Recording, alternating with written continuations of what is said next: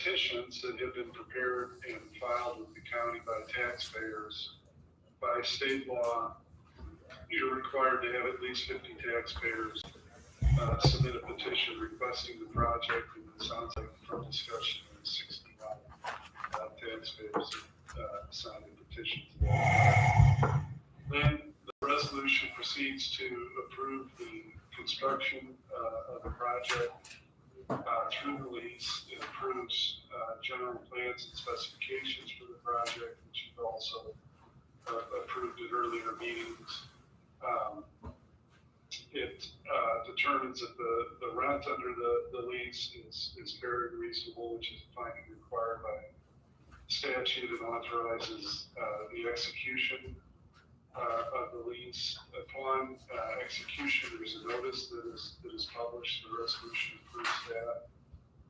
And then it also approves the building corporation's issuance of bonds to finance the project.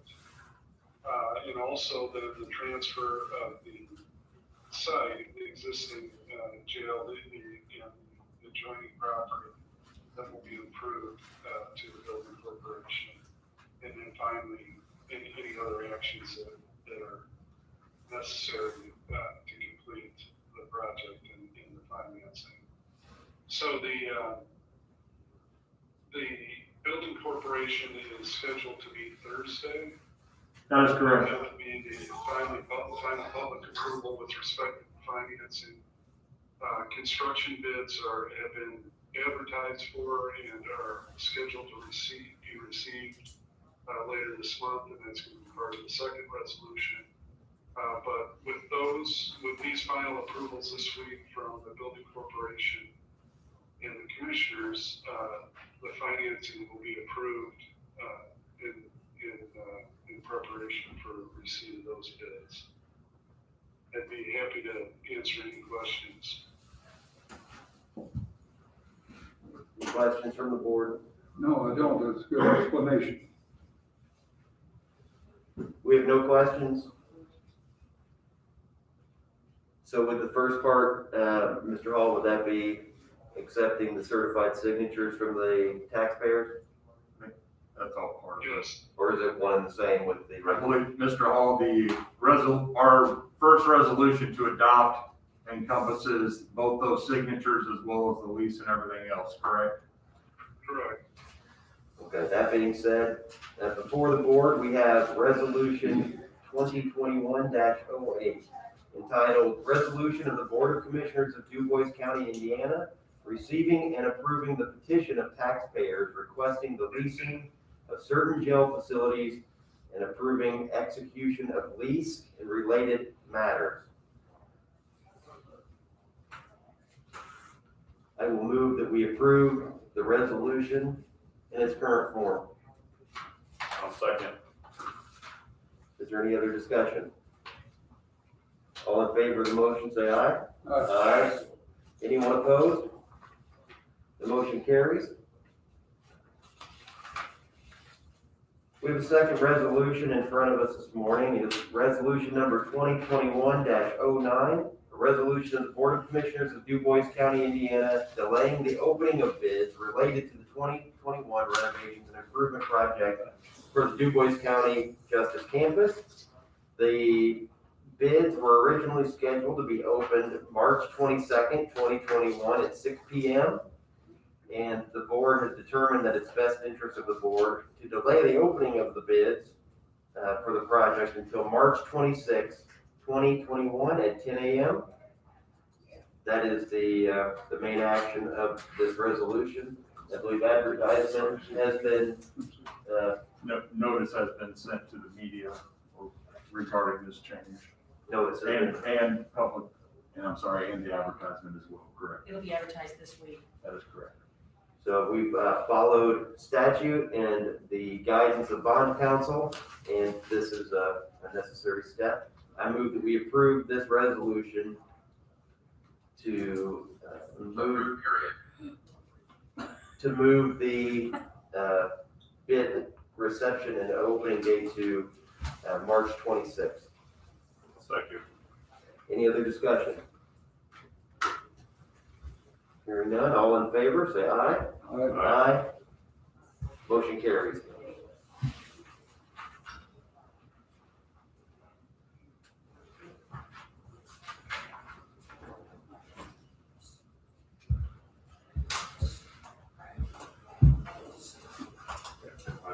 want you to look at it too. Is there anything else in written? Rick, is there anything else that, I don't believe we have anything else for you unless you have something else for us today? I do. Thank you for your assistance, and the resolutions will be given to the county auditor for her signature, to attest. Thank you, Rick, I appreciate your time. Thank you. Okay, so I believe that takes care of that business. You've done a pretty good job for us. Yeah. So the next thing with that, can you please tell us again, Mr. Chair, what the building corporation, they're going to execute their part of the lease on the 18th, is that what they're doing? Yes, that is correct. The purpose of that meeting is to discuss the lease again, approve their minutes from before, similar to what was done here this morning on behalf of the county. But their availability was not until later this week. So, and we've sent notice out on that as well to media, and it's posted at the courthouse. Is there a need for us to sign the lease document, or will we sign it after they do? I think we can go ahead and just sign it, and we'll hold off on the date for this morning. We can execute. We can do that when we're done. I don't know that I have that copy. Sandy and I have it. The lease? There should be two there. That's right, we'll get that here to I you. think I've printed them like 10 times. We'll sign them when we're done, if that's okay. When we're done with what? The meeting. At the end of today? Yeah. Okay, that's We approved them in that resolution. right. Got it. Okay, next up, we have the highway supervisor report. Mr. Byrd?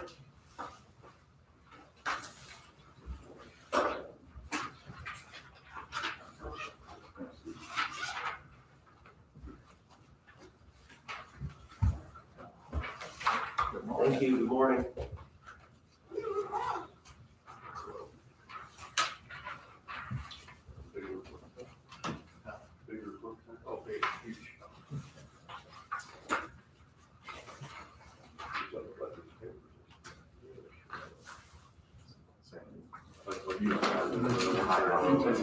Ticky tack on the- Those are it. Those are the ones I printed Friday. And I tabled them up and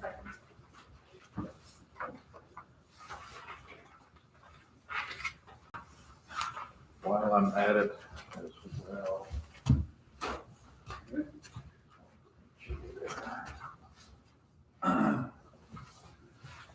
Okay,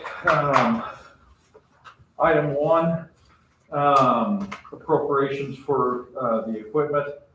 I was able to get, council approval, and we're gonna go ahead and advertise for, their portion to help us with equipment purchases throughout the course of this coming year. And now what we're gonna need to do is do an additional appropriation so we have everything in place so we can get the ball rolling on the bid process and get that done. So what I'm looking here is requesting an additional appropriation in the MVH fund of $97,500 to be placed in the restricted equipment line item and $37,500 in non-restricted. This will fund the replacement purchase of truck 200, 104, and 110. And then also in the solid waste fund, I'll need an appropriation of $85,000 for the compactor truck.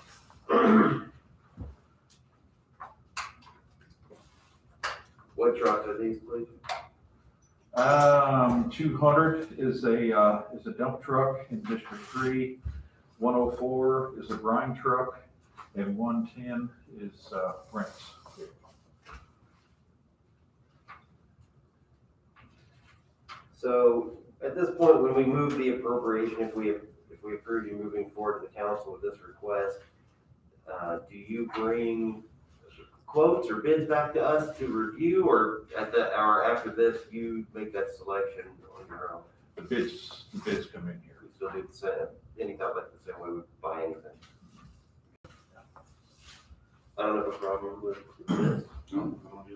It's on the rotation schedule. Yeah. Okay, and then you need additional funds for a compounding truck. Yes. Anybody on the board have a question or concern about that?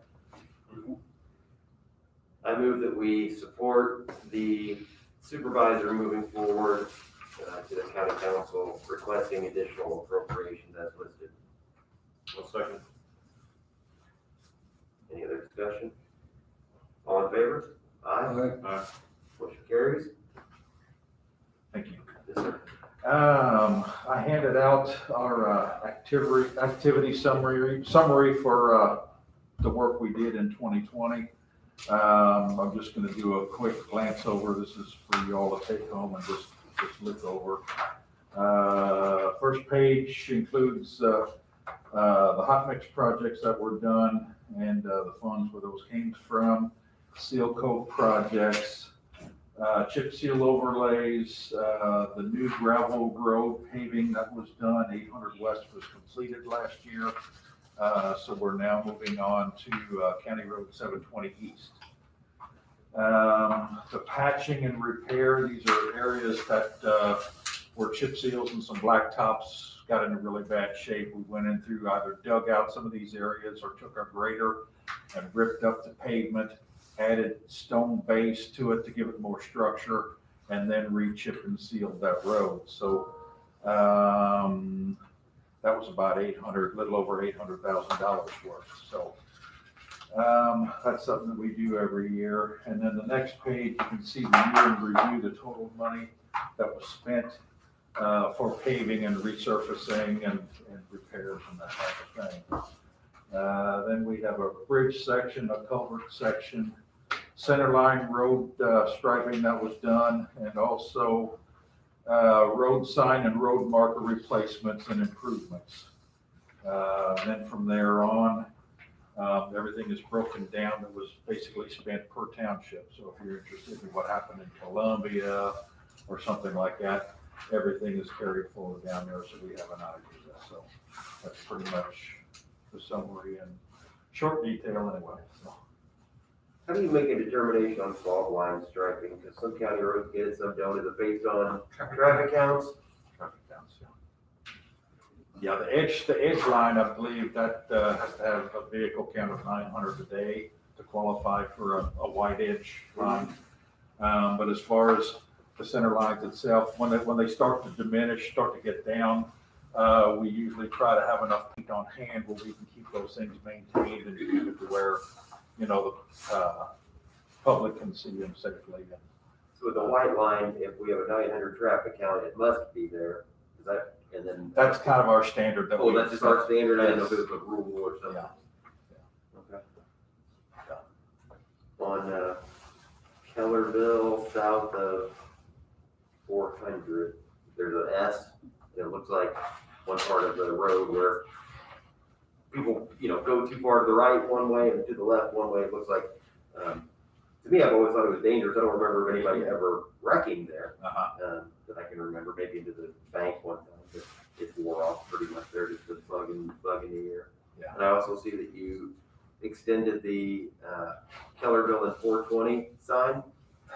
That looks like that's, maybe I just recently noticed it, but they've extended it maybe an additional 6 feet in the air This or is something. a test. Because the sign gets stolen often, and that's one that they've, as far as I know, that's a unique setup that you've done there. Yeah. So it's, You dropped the hole too? No. so it looks like it's a wooden pole, then on top of it is a metal pole. Telephone pole with the aluminum pole on top of it. So it just gets it a little bit higher and a little bit Yeah. out of the way. It's for- I thought that was creative and nice. For some reason, it is a popular sign, and we're trying to make it a little more unpopular to get hold of. So. Yes. Is there another similar sign on the other end of the road? Or is that Then on the the one other like side, that? I think we just have 100 Yeah. east, I believe. I don't think we put the 420 there. So, Okay, good. so. thinking outside the box. Yes, sir. So yeah, that falls line there, I just noticed that when I go by, because it's something that I follow. Maybe water comes up. Floodplain. Huh? Floodplain. Yeah, it's like,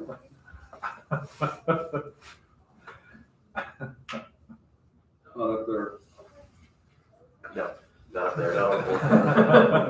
Yeah, a lot of us would be in trouble. But, So no, I appreciate getting the report, thank you. yeah, that- Anybody have any questions of Mr. Berg on that? No? Okay, Vice Johnson? okay, yeah, nothing new to report there. I did go out and see, there were some trucks again hauling back out. I don't know, but might have been, early last week. So I don't know if they're done or not. I haven't really been back up there. So, Mr. Berg did provide a good summary of our positions, and I did forward those on to council. So he is aware of the thank us for that. Yeah, nothing new at this time. I got a complaint from a citizen out in that area that the trucks were not stopping at the stop sign, because I guess they don't want to shift down and it's gonna roll through, and I mentioned that to the sheriff last week too, that if somebody sat there for a couple hours, maybe that would be a good thing. Yeah. But they are probably about to finish, or they should be, they're not gonna do any more mining, right? there were two, yeah, I don't think any mining has started yet. I think they did have 2 stockpiles that they were hauling out of, so, yeah, I don't know. It's a safety issue with those huge trucks if they, so I mentioned to the sheriff, I think he may put a patrol on. Okay.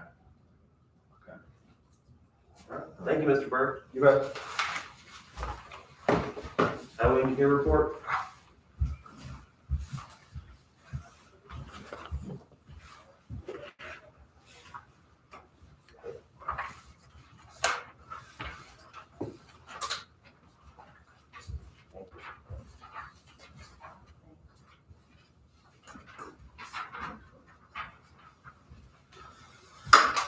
Okay, Bridge 14 and 19 redesign proposal. SJCA did present us with a contract. I have reviewed it, and Greg has reviewed it as well. Everything appears acceptable to me. Greg said it looked good, correct, Greg? Correct. Okay, so with your approval, I'd like to get these contracts signed so we can get started on that project. It's for both projects. Sorry, I'm on two houses. We'll look on. The numbers are all right. Everything was fully agreed upon per the proposal, so it does look good.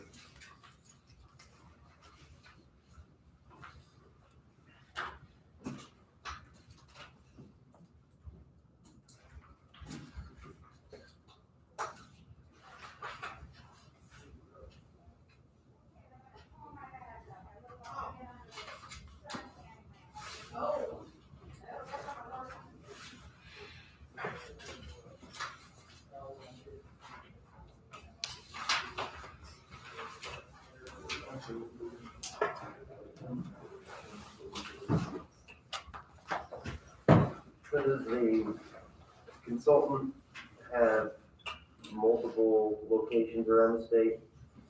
Yes. So there's, I think the one that, the person we're most familiar with, are you in Evansville? I just saw that the mailing address is Indianapolis, so I figured that was different. Right. Satellite. Probably their headquarters or.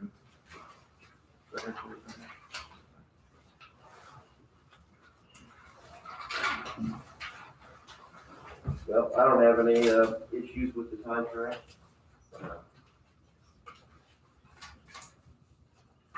Ramos, would you want to see one of these for a moment? We don't all need to sign it, so I'll glance through it, let's do it. Here's everything's in order. I move that we approve the consulting contract with SJCA. Second. Any other discussion? All in favor, say aye. Aye. Aye. Motion carries. I thought he left it to that spot. Okay, Bridge 143, the one currently under construction. We're going to hopefully, knock on wood, pour that deck on Tuesday.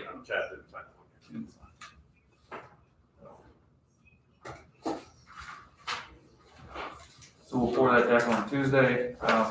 It'll be closed for 7 days to cure, and then it should be open here within the next 10 days. We've got some guardrails to put up, but a lot of that can be done while the deck is curing. So, the project's coming to a close. Mother Nature wasn't too kind on us, but that's okay. We're working through it. Last thing I have, and there's really nothing for, anything that has to be done today, but it's more for you guys to review in the future, for a future meeting. Overweight, oversized loads. We went through, Greg and I worked on this pretty hard here, and I think we've got an ordinance that's pretty in-depth, covers everything that we need to do. Again, it's for overweight, oversized trucks, so trucks that exceed Indiana's code of legal limits as far as length, width, height, and weight. So it gives us, currently, this legislation is trying to, I guess, come up with better code and they're developing a website to track these for people to do permits. And I think our ultimate goal for our association is to give a checklist that, hey, they're going through DuBois County, have they checked off DuBois County, they check with them. By us having this permit, having it online, they can get, it makes it more fluid, right? Easier to go through. So, and it covers our tail on the road that they ever would get on there. If we've got some kind of permit for them to go with. So, like I said, there's nothing, no action has to be taken. I'm not requesting anything. Just a review, something to go over, and then maybe at the next meeting we can talk about it, see what you guys think, give me your notes. If you guys want to email your notes, that's fine too. We can go from there. Just curious, there's a bill that we received some communication on, House Bill 1190, to increase the weight of trucks. Correct? Will that affect us in the county at all, or? Oh, yeah. Yeah. That will. We're kind of fighting against that too. Our association is. And I believe by doing what we're trying to do, if NDOT and the counties can work together, it would give us a little ability maybe to dedicate a route that they could use to try to shift that traffic over maybe a suspect bridge or a suspect road, something like that. So. Yeah, it gives us the ability to, they need to go to point A, and we gotta give them the route to get there. Who's gonna be the enforcement arm if someone in violation? The commissioner. Overly to the commissioner ordinance, so I guess I would keep track of it. It would go through me. I think the authority for when they're out on the road. So if there's a violation, it needs to come before a board, you're the board. Yeah. If it's just a matter of you're out in the field and somebody that doesn't have a permit and things of that nature, law enforcement officers, And it's, for our roads, it's us and the law enforcement officer. the highway department and law enforcement. But I mean, Brenda or Steve will pull a vehicle over. Yeah, we can, per this ordinance, we can stop them. If we have to, I would think. And then most likely call for. Yeah, call law enforcement, correct. I would not handle that on my own. No. I was gonna say, do we need to budget for a red light? I got Amber one, I'm okay. But no, that'd be That's something. the thing that I would worry about with these things, is, well, the honest people will pay it, the dishonest people won't pay it, they won't get caught. But if they get caught, it gives them us the ability to stop them, give them, cover our roads. So these big trucks can do significant damage if we don't watch where they're going. The only other thing I had for you today from Brent was I mentioned to Steve before the meeting that I had a complaint. I think he may have talked to you about on Clover Street, a guy, there's some ditches being dumped. Did you talk to a person out on there? Okay, so you already know what's going on. Mhm. He wishes he had his dome drain back instead of the flat drain because of the Yeah, clogging. it's I hate to say this, but 90% of the people out there want the flat, like motor over top of it. So I got all flat, and then I have an individual that wants it done. So Does it make much difference? Does it cost us more to do one way or the other? the dome, okay, well, I wouldn't really put it. Steel? They're all steel. Obviously keep someone from falling in a hole is what it does. The flat one, the first initial flush rain, you're gonna get leaves in everybody's yards, everything is gonna go to that inlet and clog. Once those are all picked up and gone, then it's gonna work just fine. But then in the fall, when the leaves start falling again, you're gonna have that initial rain, it's gonna clog it again. It happens every year, it's something you just deal with, you know it's gonna happen.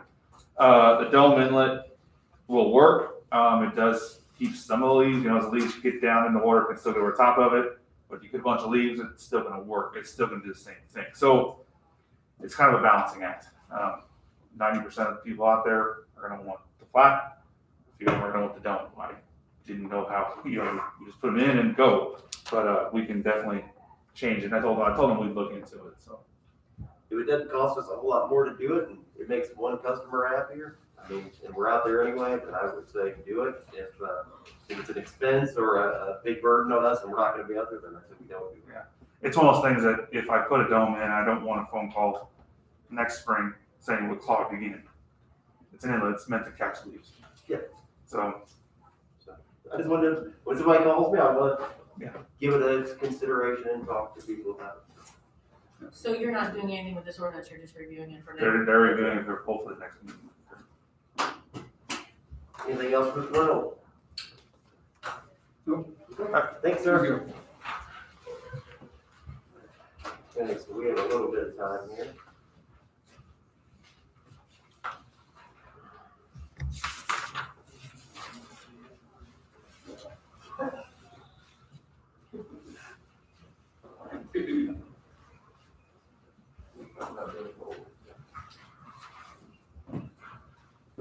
We have approximately 10 minutes until our next agenda item. So something I guess we could just give a couple moments to is the Federal American Rescue Plan Act and the potential that Du Bois County will receive some recovery funds. I was interested in what those funds will be available for, and so I looked that up and I was going to share those with the board. And Sandy, when we met with Andrew from the governor's office, was it his understanding that we would receive the full $8 million, or was that to be divided between us and the municipalities? I think it's the county. I thought it was our share as well. I think I've reviewed it since then. Okay, you agree? I think I agree. Okay. So there may be a windfall there, and the four purposes that they had was one, to respond to the public health emergency with respect to COVID. Also, we could provide assistance to households, businesses, nonprofits to aid in that impact. Respond to workers performing essential work, so we could pay eligible workers for performing essential work. For the provision of government services, to the extent that the reduction of revenue fell due to the public health emergency, and four, make necessary investments in water, sewer, or broadband infrastructure. So I thought with us, the sewer infrastructure, I thought that was there could be a possibility there. I know that we've talked about broadband issues in the past, so that could be another possible way to use those funds. I noticed in our, I don't know what that magazine's called, but one of the newspapers that we received, that the supervisors in Nevada County in California launched a $250,000 grant program, something called the Last Mile Broadband Grant Program, to improve access for residents. And what those commissioners did was that we are going to put up this money. Please give us proposals of how a provider could extend access that last mile to people in our community that don't have any access. And I thought it was an interesting idea and something we could consider to incur, instead of waiting for the state to always say, here's a grant, and then those providers, they do what every other provider does, and they look for the area with most homes to make the most profit in the long term. We could maybe make it more worth their time to take the less sparsely populated area. Just an idea to consider. And I did get a 60-page report from Du Bois Strong and ROI last week. I don't know if you've seen that report about internet and broadband in our region, the Uplands region. And there's a good percentage of people that don't have Yeah. access.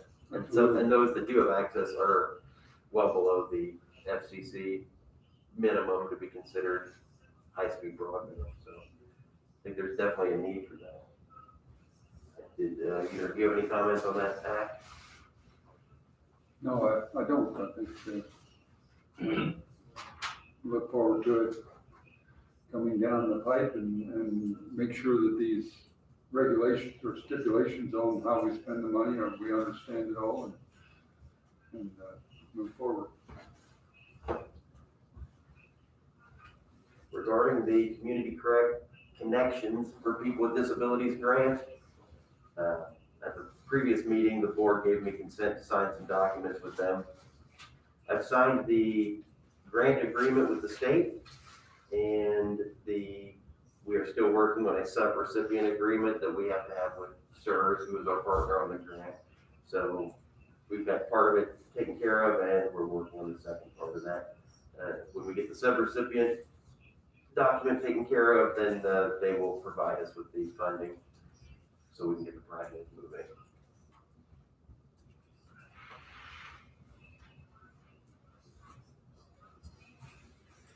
Claims and minutes, Pardon me? claims and minutes, if you're looking. Yes, thank you. I appreciate that. I was forgetting about that. So yeah, the first thing that we have are the voucher expense reports for the last period. Does anybody have any changes, additions, corrections to the expenses? No. I move that we approve the claims as presented. I'll second. Any other discussion? Hearing none, all in favor, say aye. Aye. Motion carries. We have minutes from the previous meeting, which was March 1st. Any changes, corrections to the meeting minutes? I move that we approve the March 1st, 2021 minutes. I'll second. All in favor of the motion, say aye. Aye. Aye. Motion carries. And finally, we have payroll. Any changes or corrections to the payroll? I move that we approve the payroll as presented. I'll second. All in favor of the motion, say aye. Aye. Aye. Motion carries. All right, so the minutes, payroll, everything there is approved.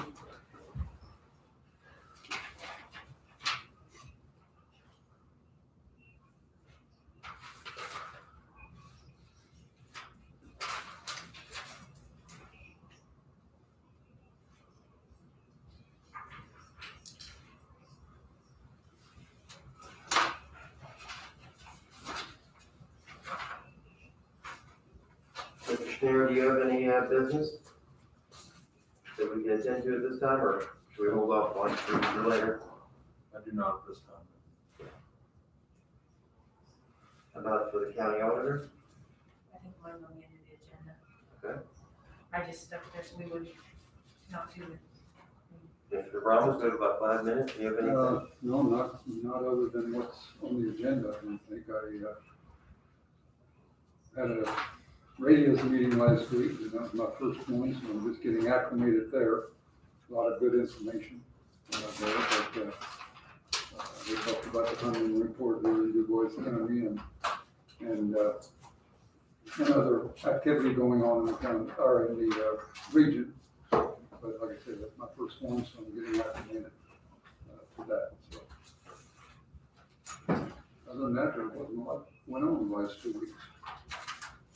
And we're gonna talk about the HR item later in the agenda. Yes. Yeah, 10:45. I don't have anything additional to speak. All right, let's go ahead and move on to the next agenda item. We've had a request to discuss 2A Sanctuary County status with Eric Yoakum. If you would like, you come on up, please, and introduce yourself, and we'll have a conversation. Thank you. Yes, sir. Do I need to wear this while I'm speaking? Yeah, probably. Yes. Yes. Would you guys? If you have something for us, you're welcome to bring it to us.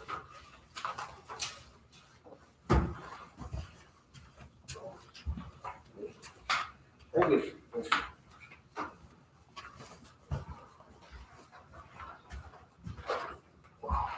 So you may begin in any way you like, and Well, first, I'd like to thank you guys for allowing me the time to speak with you. As you know, my name is Eric Yoakum. I'm a small business owner here in DuBois County. And I come here today to seek that DuBois County join the surrounding counties in becoming a 2A sanctuary county. The 2A sanctuary county is a county that has adopted laws and resolutions that oppose, prohibit, or impede the enforcement of certain gun control measures. Proponents of such sanctuary laws or resolutions contend that various gun laws are a violation of the rights guaranteed within the Second Amendment. With that being said, in light of recent events, firearm ownership has come under some heavy scrutiny, and with threats of executive orders and multiple firearm-related bills coming down the turnpike to our elected officials in D.C., I'd like to see DuBois County become the sanctuary county. In your handout, in the first couple pages, you will see a map that has colored counties, and if you look, the colored counties represent the sanctuary counties. DuBois County is in the middle, and other sanctuary counties that have already voted on this. Miss Auditor, if you'd like a copy, I can give you a copy too. If you have one, I'll take it. Yes. I didn't know how many I needed. Oh, you're fine. Thank you. There is also a list that shows the surrounding states and how many they have. Illinois, even with their very, very harsh gun control laws, they have more sanctuary counties than us, which actually makes them a little bit more lax now. 34% of Indiana residents are gun owners. I would say in DuBois County that number is considerably higher, as I don't know too many people that don't own a firearm. However, with that math being used, that would mean that over 14,000 of our residents are gun owners. That's almost the population of Jasper.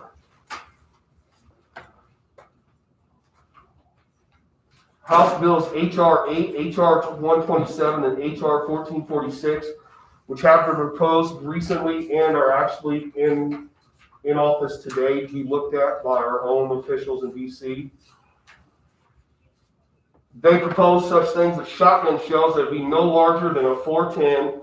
That would make it impossible to deer hunt a lot of places that require 12 gauge rounds unless it's youth season. Magazines be kept to 10 round limit. Anything larger than that would be a $200 tax annually per magazine. They're also wanting to ban the ownership of assault firearms, assault type firearms, like the AR-15, the SKS, and the AK-47, or once again, you can pay a $200 tax per firearm annually. We would also be mandated to carry an $800 annual firearm insurance, no matter what firearm you own.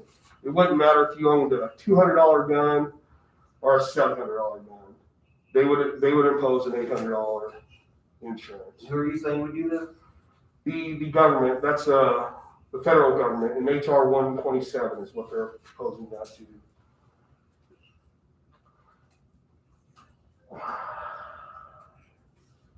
On top of this, that they would make it illegal to gift your child, spouse, or parent a firearm, and would consider that a straw deal.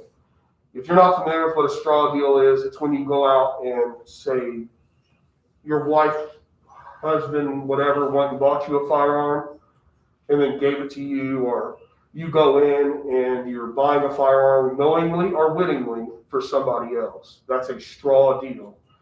Now, they used to be not considered a straw deal if you bought it for your son, your spouse, or anybody like that in your family, because it's a gift. I think the original intention of not having straw deals is that if you can't own a firearm legally, I would go buy it for you. Yes, you're correct. And they would consider that a straw deal now.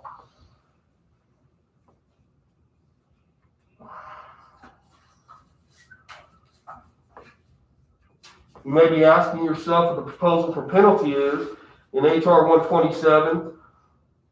And that would be if you were caught doing any of this, it would be a fine of at least $50,000 and 10 years in prison. That's the minimum for any of these proposals that they have going through. These are just a small fraction of what they are asking for in these bills. So let's put this in a real world scenario. My son has a birthday this month, and I planned on buying him his first little .22 rifle so we could squirrel hunt together. Under HR 127, I'd be a criminal. Imagine that. Imagine being called a criminal for doing something your father and his father did before him.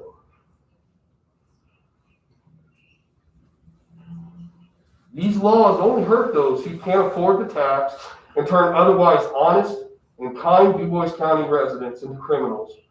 Are we to expect these residents to turn in their firearms they purchased legally in the first place and take away their only means of protection, when nationally the average 911 response is 10 minutes? Now, I'm not asking for our local law enforcement to fight the federal officers if they were to show up, but I'm asking that we don't use our resources and tax dollars to support such frivolous and asinine laws. Now, we have an opportunity today to protect our 14,000 residents and future gun owners in this county. Let's join the movement. Let us protect our constitutional right to keep and bear arms. In the pages of the binder I handed out, you will see the other counties that have done it, what other counties have done in their minutes, and an idea of what an ordinance could look like. Feel free to ask me any questions. Thank you for your time. So thank you, Eric, for the, especially for the handout and the information and being here in front of us and sharing with us your thoughts. I'm definitely interested in looking over what you sent. So my concern always with something like this is that, well, for one, I don't think it does much other than it makes a statement. It makes a statement saying Du Bois County believe, if we were to forward something like this, it says that we support gun owners, we support gun rights, Yes. we support the Second Amendment. That's about as far as it really goes, because state law would still supersede us, federal law would still supersede us. But it sends a message to lawmakers and other levels of government that kind of where this county stands, I suppose. That's how I look at it. Yeah, and I have talked to people in the FBI, the ATF, the DEA, and I've called our officials like Mike Brown's office and everything. And I've talked to several of his people, and I quote in one of those in the ordinance that I wrote up that, you know, it's just an idea of what an ordinance could look like. I do quote the court cases where the Supreme Court has shown that the state and local government will supersede federal. It's the same aspect as if we were to legalize marijuana. Not that I, care about that right now. It's still illegal federally, but they're not going to come and that is the same way Special Agent Simpson and Special Agent Gray have both explained it to me too. They're like, hey, if you guys say that, we're not going to purposely, unless we get a call, coming. So, any other questions? No, really looking at thought the there'd be map, more. it looks like the only surrounding county that hasn't passed, it looks like Davies County. Yes, and with Jan and a couple of them, I'm working with people there too to get things. And I had a phone call with Mr. Yoakum, I don't know, a week ago or so, a couple weeks maybe, and I looked it up, and it looks like there was a wave basically coming from Kentucky, and it just keeps heading north, is what it And looks like. that map is actually, they're saying there's only 29 counties now in Indiana. There's actually 34. So since we've talked, 10 counties have already jumped on. Because when we talked, it was 24. Then the map was updated to 29, and now it's 34. Yeah, no, I agree that, I don't see where it does a whole lot of, other than making a statement, I don't see where it Yes. has a whole lot of a legal effect. In other words, we would not ask our law enforcement, I wouldn't think, Exactly. to ignore state law. I mean, legislators make laws, judges uphold those laws. Yep. And, that's the way our government works. And I'm not, by no means do I want to fight the government. And we've considered ordinances before, opposing or supporting Yes. legislation, rarely do we do it. And quite frankly, I'm gonna say this, the map to me is not a reason to do it. No. There may be other good reasons, but not the map. No, it's just an illustration to show the movement. I guess it shows, if nothing else, that we wouldn't be We wouldn't be an alone. extremist or an Yeah. outlier. In all aspects of it, I hope to join what Kentucky and some other states are on the way of doing, and the whole state become a sanctuary state. Eric, I appreciate your work on this, and I support this, and I would like to see Du Bois County do this. I think the message that it sends is a good message, and that we should send this message that we are not going to go against our United States Constitution, and I would like to see us work farther on this and have an ordinance written and passed. That is my opinion on the matter. Looks like something we can consider, moving forward. Wouldn't pass anything today. Yeah. We'd have to have legal look at it, we'd have to, That's understandable. but, so again, it kind of seems like I also support the First Amendment. We have a resolution saying we support the First Amendment. Yeah. You know, the Fourth Amendment and the 14th, you know, so Yeah. this is just kind of a movement, it's a statement. I guess as of today, I don't have any opposition to it, but I do want to look into it a little further. Right. And Commissioner Hostetter says he feels strongly about it a little bit, or supportive of it. So, yeah, we'll look at it.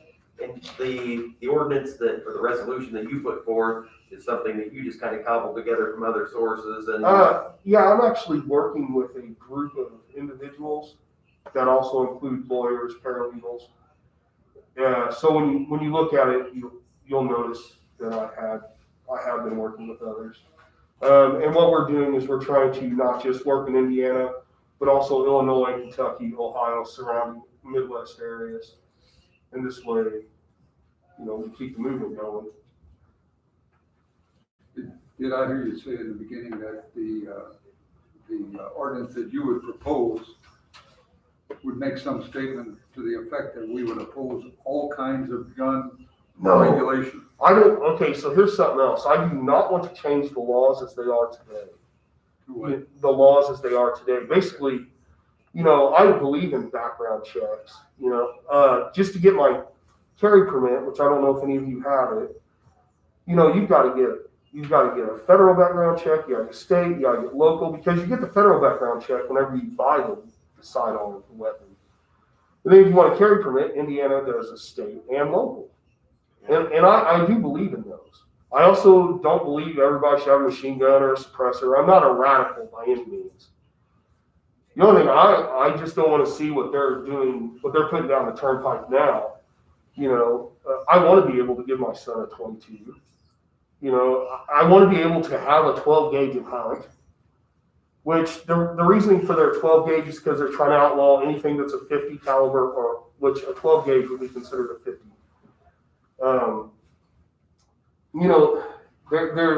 I'm not a radical. I don't believe that people should have suppressors and machine guns and all that. I'm not that guy. I just want it to be what today's laws are. That's what that's what we're gonna abide by. You don't want anything eroded. Yeah, exactly. I don't want a domino effect where, they just start chipping away and chipping away and chipping away. Because if you look at it, a 10-round magazine ban, a handgun, your basic handgun you buy these days, has more than 10 rounds in it. Some shotguns carry more than 10 rounds. So where do they draw the line there? Are you supposed to? Are you supposed to pay the $200 tax when you get 3 17-round magazines with a 9mm? That's $600 extra just to keep those magazines a year. Per year. Yeah, per year. And if it's legal, I would never like that if something's legal, you tax it in such a way you might as well just make it illegal because it's tax prohibitive, or could be cost prohibitive. You will prevent a lot of people from being able to own a firearm because they will not be able to afford that. And if you don't pay the tax and you don't declare that you have, say, 10 magazines that are 10 rounds or more, which would be a $2,000 a year tax. If you don't pay that tax, now you became a criminal, even though everything you currently own was purchased legally. Yeah, and there's no grandfather clause. And now they're not even offering, the new bill they've got, they're not even offering, buyback or anything if you were to turn those in.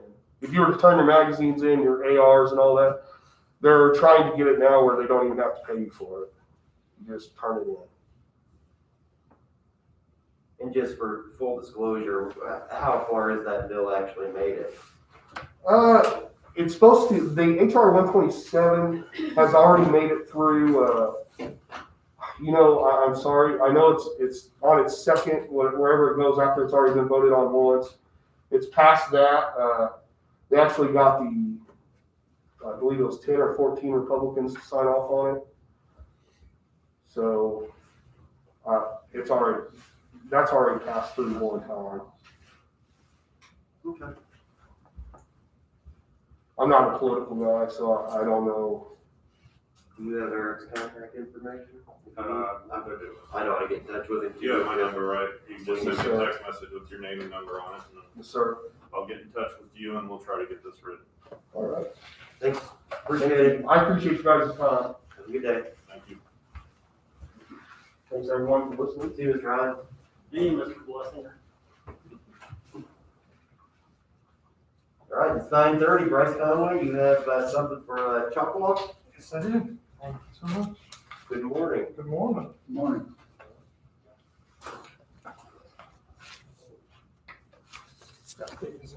Thank you. Should be pretty standard. I think I sent you one, but you want me I have it. to- Good morning. Yes, I'm Bryce Conway with Jasper Community Arts.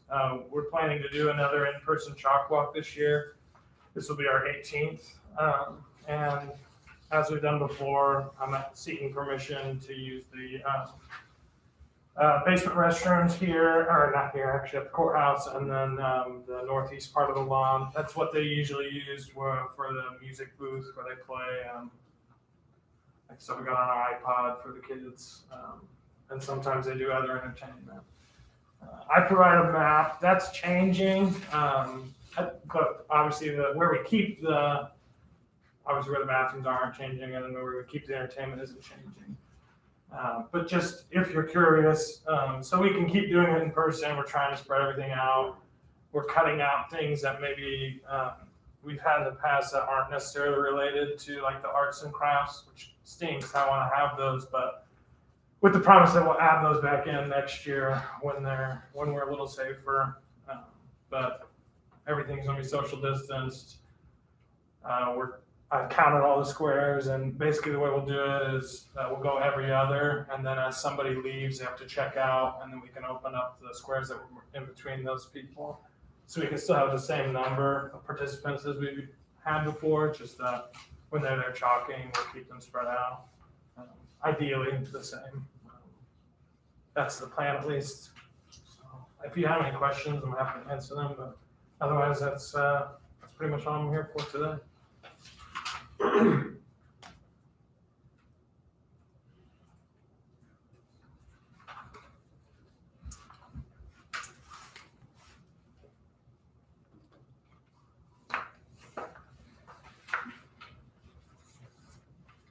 So we have a request before us for use of county courthouse property for the chalk walk on June 5th between 5:30 a.m. and 5 p.m., including the setup and tear down of the event from the Jasper Community Arts. And also, can you tell me what time would you want the restrooms? What time does the event actually start for the community? It starts at 8 for the community, but we would have people there setting up from 5:30 to 8, and then we would have like the arts vendors and the crafts vendors, they can start setting up at 6, and the community vendors are. I'd be okay with them moving forward with this community event. We've done it years in the past, and I would probably just ask that Mr. Conway just coordinate this with the custodian, Mr. Hope. Anybody have any opposition to that? None whatsoever. Okay, that being the case, I will move that we approve the request.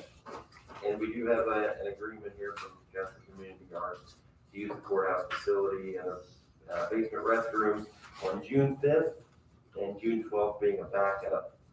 And with the request that you coordinate this with Scott Hill, who is our maintenance. So I make the motion that we approve. I'll second. Any other discussion? All in favor? Aye. Aye. Anyone opposed? None, motion carries. The other thing that I would mention to you, I think I saw you Friday evening at the grand opening event, the ribbon cutting where the Lieutenant Governor was there. There was a decent crowd, and I wanted to congratulate you on a good event and on the opening. It's a neat facility, and I actually, I attended that night and did a little tour. And then the next day, my son and I came back, and there were more people the next day on Saturday than there were even at the grand opening event. So it looks like it's being embraced by the community. The arts section and the library section are both, a nice asset, a nice thing for the community. So I just want to congratulate you on that. Anything from anybody else? No, I would concur with that. Yeah, it's a beautiful building. Thank you, yeah. We're lucky, because a lot of cities don't do that, so we've been real fortunate, so. I was glad to see how many people came out, and then, Saturday, we've been keeping count, and every Saturday, like, we have who's gonna be the record holder, whoever works Saturday, and we keep blowing the last weekend person way out of the water, so. I had the record, but not anymore. What is the plan for rotation of exhibits on the art side? So it's depending on which one it is, which 1, 2, or 3, they're rotate every 7 to 9 weeks. John Mellencamp obviously got a longer time. That was part of his contract, and we wanted him there as long as possible. So the goal is every year the goal would be to get someone like him. We've looked at a lot of other famous musician artists or, actors who also do art or other big name people that anybody would recognize. They would be in that gallery hopefully sometime each year. But then all the other ones are every 7 or 9 weeks, so that we can at least keep 2 open at all times. His work is fabulous too. I was really impressed. Yeah. The high school work is really impressive as well. And the grade school kids looks like grade school kids work. So that's neat to see too. And there'll be more. We've got over 400 still that we have to put up. We'll switch them out because there's so many of them. Thank you. Unless there's anything else, we'll let Mr. Conley go. No. All right, thanks, sir. Thank you. Have a good day. I'm gonna ask that we take a 4 or 5 minute break.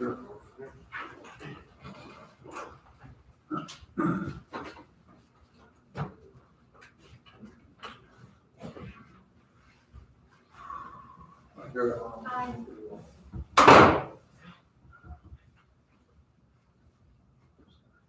Set up anything? The next guys need to set up anything? Don't, they're right here. You guys need to set anything up, or? Here's a verbal Good, he's presentation with actually- handouts, or You have to use that there. I have a couple things. Okay, I didn't know if you had. Good morning. I'm sorry. Thank you. No problem. Just- That's why we're here. Thank you. Yeah, I know there's a lot a lot of consideration.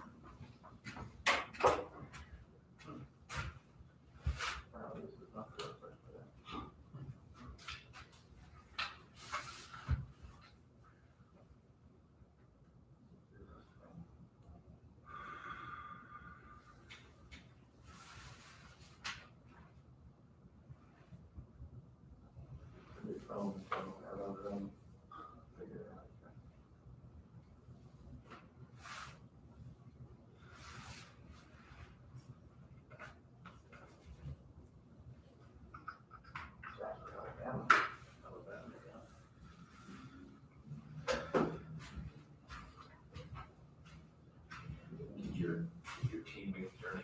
No. Oh, I'm so sorry. No. That's all right. There was a conference that opted out It was, I forget what it was called. The whole conference out there? Yeah, the whole conference is now not going. Really? They have their season, they said, no, we're not going, we're not sending anybody. So, everybody else was with it. It was, I think got Harvard and. The Ivy League? The Ivy League? I'm cool, but I'm Okay. almost. Okay. I got. No kidding. So it's on each driver, whichever. Well, if you have that. And I know. It's such a W game on. Right. Almost not. Yeah. We press E on that, but I'm gonna set it at 69. Wow, that's interesting. I'm gonna get Yeah, yeah, sure. hard. That bill at all that we're talking about? Oh, God, it is. I don't know. I Googled I just it. know other things that's in The thing that I always worry about, I didn't see with a lot of bills, and they don't necessarily go very far. It could be, unless they just I'm gonna look at it. It started Saturday, Sunday, Monday, Tuesday. And I don't see Friday, Saturday, you know, most keep on. Records No will be delay. late, I but don't they know. can roll. That doesn't make sense. What's that? We're still talking about this. Yeah, the handgun, They passed the Yeah, 19, exactly. yeah, So, so like, here's the other one, then, Yeah. You know, and status quo, what does that mean? I mean, I know what status quo means, but status quo was different 30 years ago than what it is today. There's been some evolution, some good, some bad, probably. And there's gonna be evolution going forward. And so to chop it off, why chop it off right here? I don't know. Is that, I guess what I'm saying is, I could get behind supporting or not supporting certain parts of it. For example, banning a 12 gauge. If they were gonna ban a 12 gauge, I'd be opposed to that. An AK-47, it's a different story. You know, I disagree with you. I could probably put 5 guns up here and you'd say you could ban that one, and these 3 are okay, and they all 5 do the same thing. Some look But scary. one looks scary and one don't. A Ruger Mini 14 don't look scary, but it's, sure. they'll do just as much damage. I'm not talking about how they look. I'm talking about what they do. That is a thing that is frustrating sometimes when you have those discussions. You can get a 12 or a 22 that looks Oh, yeah. like. Yeah. Those things are, that's always disturbing when that's there, when you ban something by the look of it. But you're talking about functionality. Functionality. And I would say, the reason that we're allowed to bear arms is to protect ourselves from our government. And we are severely outgunned by our government. And, I don't think we need to make it any bigger gaps. So, and bad people are gonna do bad things, whether you take guns away or not. It just means that when you take them away, I'm a criminal too, because I ain't turning mine in. Okay. How many do I have? You'll never know. But the other thing too, I think we're in a different world here than you are in different parts of the country. I may feel differently depending on the neighborhood you grew up in. Absolutely. I don't know if that's right or not, but that's how I thought of it. Well, I think the reality is that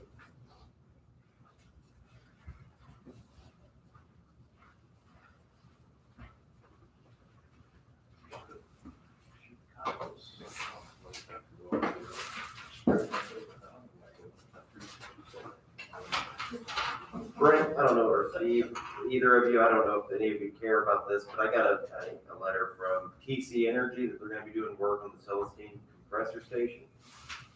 At 146 South Celestine Road. Okay. So, you're welcome to have it. That's just something, I don't know if they. Oh, yeah, they contacted me. Yeah. Thank you. All right, let's go ahead and move on to the next part here. Jansen and Spahn, engineering. Are you I believe Leo Rushloff? Rumschlaw. Just like it's spelled. Well, thank you. if you say so.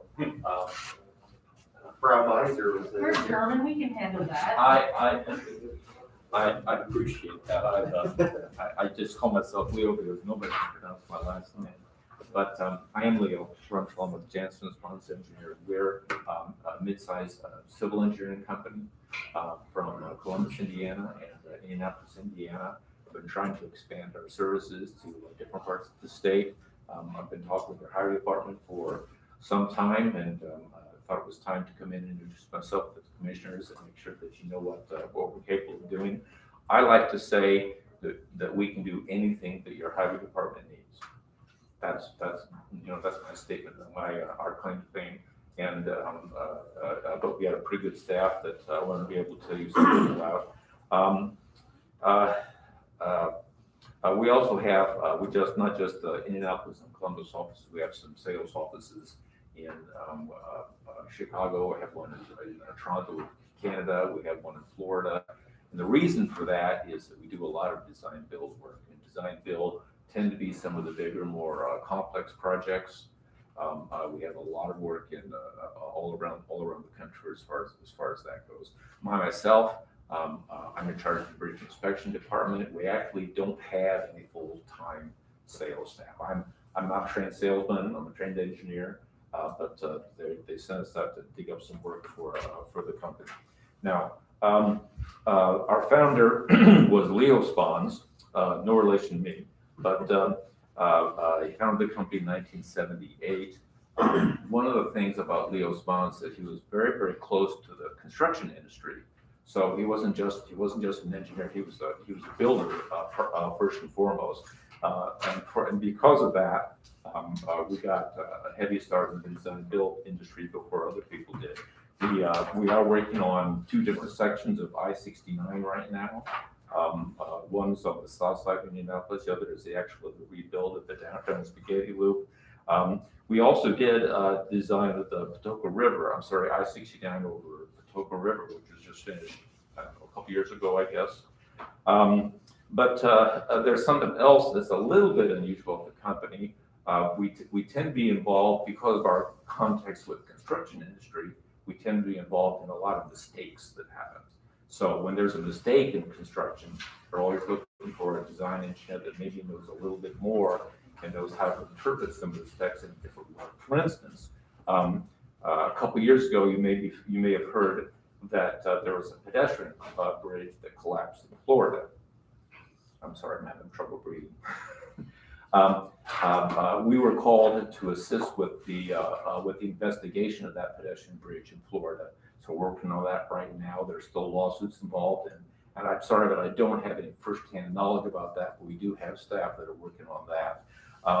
There's also closer to home, and I can't tell you where this is, but there is a historic bridge that was relocated, and in the reassembly of this historic bridge, there were some mistakes made. And we're currently working with the construction company trying to get that relocated historic bridge put back the way it was supposed to be, following some current specifications that allow it to service public for a long time. And I tell you where that was, but there's probably lawsuits involved, so I'm going to have to stop at that. We also have probably more PhD holding engineers than most companies. I think we have like 3 or 4 people with PhDs in structural engineering. So it gives you an indication of some of the technical skills that our service has, our company has.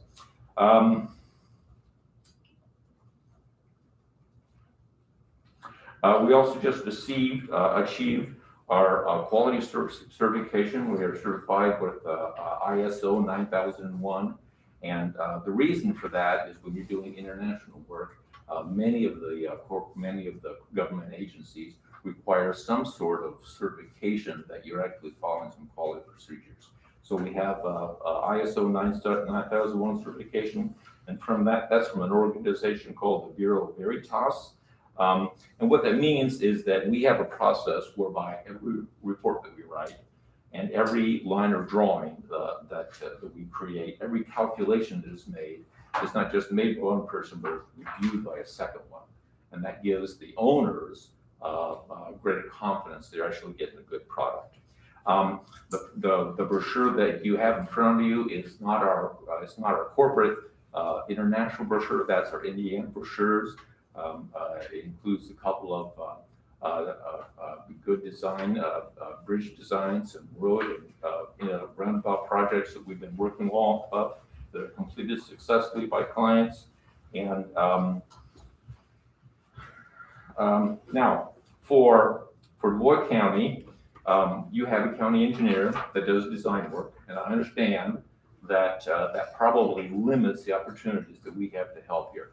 I hate to say it, but that's probably the best thing for the county is to have a county engineer that does design work. So he's actually our competitor. He's sitting right here. He is not my enemy. So I applaud you for that. If you have any questions, I just, we're here to serve in any way shape we can. My personal goal is to assist the county highway superintendent and the county engineer if they have one. My goal is to make them as successful as I can. I'm not here to make myself successful. I'm here to help other people be successful. I'm also here to make you successful, but typically I try to do it through people like that.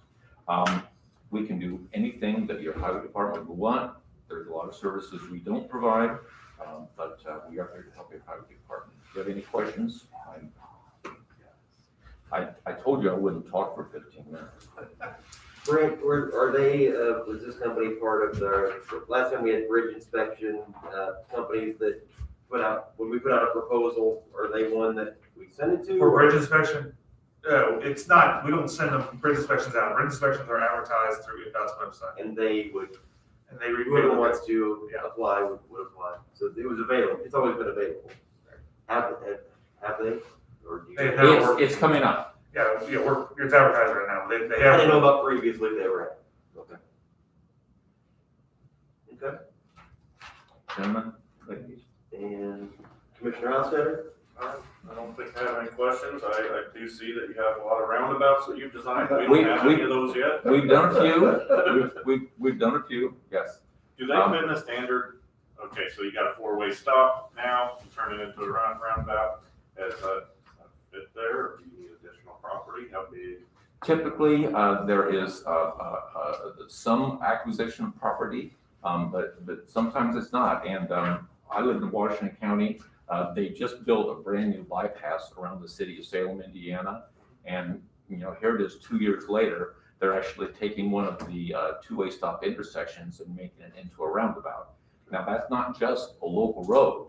It's actually two state highways, the State Road 56 and 60. It also works very well for local intersections. They tend to be a little bit smaller on a local road. On a state highway, you might make them a little bit bigger for a little bit, because you have more truck traffic. So you've got to allow for the back axle to get around those. But I think they're a good solution. They're not a solution always. So, and that's about as much as I can say. They take some learning. I've seen people driving badly. People how to use them around here. I understand. I said, we'd have to teach people how to use them around here. Well, we got one right there. But we don't use it the way roundabout works. You're about to have one. I think 64 and 162 is getting one. Yes, that's what I understand. The state's, it's in the planning anyway. I can see one Meridian Road and 164 over here. I don't think we have to apply property there. Nope, there's plenty of room there. On the front of the brochure, I've attached my business card, so you have that on the front brochure. The cell phone is really the only way to get a hold of me. I'm almost never in the office. I'm either making a sales call like this, or I'm got my nose stuck under a bridge, inspecting a bridge sometimes. This situation here on Columbus? Yes. Where it looks like there's something there to block the roadway probably so that there could be events. Yes. And just like that, is that It's a downtown area that they wanted more pedestrian access. So I think it's actually not permanently, but they mostly don't allow vehicles there. They have those barricades there so they can get a fire truck or ambulance through there. pretty interesting? I think I've been across this one in Crawford County. I didn't realize it was a historic bridge. Yes, sir. That's a beautiful one too. It just looked like an old bridge to me. Is that right there? Is that, gosh, you turned to go back into what, Orangeville? Is it back in that area? It's right outside of Alton, right? I've actually not seen that one in person. Well, I'm when sorry. talking- and it may not be this one, but just as you go into Alton, there's an old bridge. It says Alton, it says it. Yeah. Does it say Alton? Okay. Yeah. Because it's one, if you turn off of, gosh, 56, between Paoli, yeah, 56, you turn off 56 towards Orangeville, there's a small single lane bridge. Okay. No, this one's down on the Ohio, I mean, this is not the Ohio River, but right off the Ohio River. Okay. Alton is a little river community down It's a there. little river town. It has a legion, Do what? it has a legion on the river. That's a- American Legion Club. Oh, Legion, yes, that's the only business in town, I believe. It's kind of interesting because you drive into Alton and there's a lot of old property, people who have lived there forever and ever. And then there's these nice buildings that contain a motorhome, they back the motorhome in there and, you know, they're coming down out of Indianapolis or Columbus or wherever they're coming from and spend time on the river. So it's kind of two communities there in one. Well, I appreciate you coming in, That's all I have. and, I think it's always best, if you introduce yourself like this, I think it's, if you're looking to build business, you build a relationship as a I first understand. step, so we appreciate you coming in. I'll be back sometime. Okay, thank you. Thank Thank you very you. much. Thank you. So I was what, looking at it, I'm sorry, I was thinking Orange County, not Crawford County. so what's historic about the bridge, is that it's old? It's old. See, I'm one that never equates old with historic. Sometimes old is just old. Doesn't necessarily mean there's a lot of history. It can be old without having any value. That's the bridge in Lincoln Cross County. Yeah. There's no proof, but we think that's what happened. Well, we are still a little bit ahead of schedule. I mentioned earlier, I did dig up and, so the building corporation's purposes are to, approve a trust indenture and authorize the sale of corporate lease rental revenue bonds. So it's kind of the next step. They addressed the lease at their very first meeting. I just want to clarify that. I misstated that earlier. So we've approved the lease and they've approved it too. We just haven't They did. executed it. That's correct. Is that something you want us to do today or not? But we can do that now. Yeah, I can pass that on. If you're comfortable, I'll just give you this sheet to sign. Is that okay? That'll be fine because we approved it previously, we just haven't signed it. That's correct. And then, less likely for me to get on my pages mixed up. Well, not for me, less likely for you to get. Didn't mix mine up, or, You want me to make sure that? I said, they didn't mix mine up, they did a good job with mine, I don't know what you're saying, talking about. We don't get good enough credit sometimes.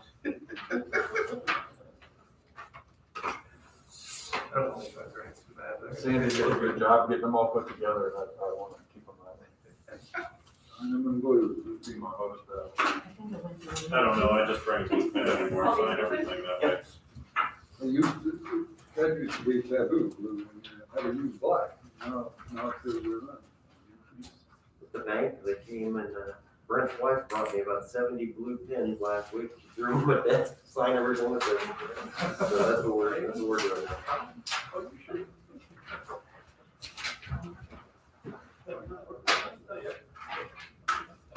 Darryl Walker used to work there, he'd always come in and drop a bunch of pins in the zero, because we always had GAB pins.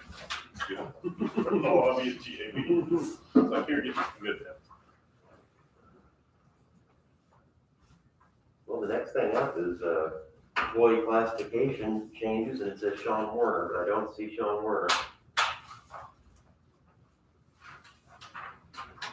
Sure enough.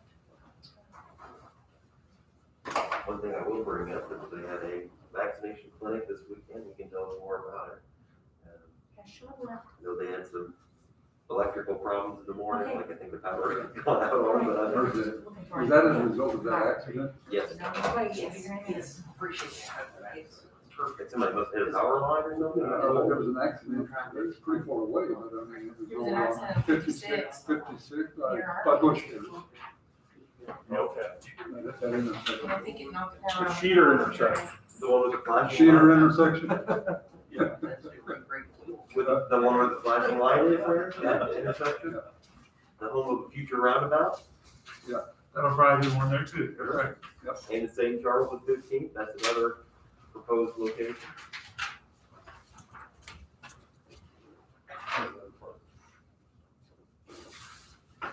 Just try to get more screen time.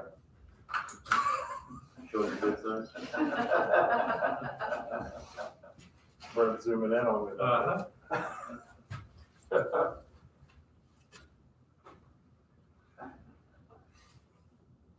It's a shame I gotta wear this mask when people watch these videos. I'm sure. We'll laugh about this next year.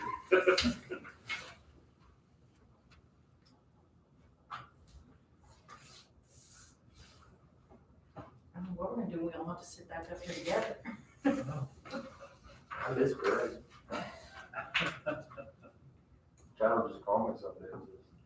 Just check in. Make sure you're still around.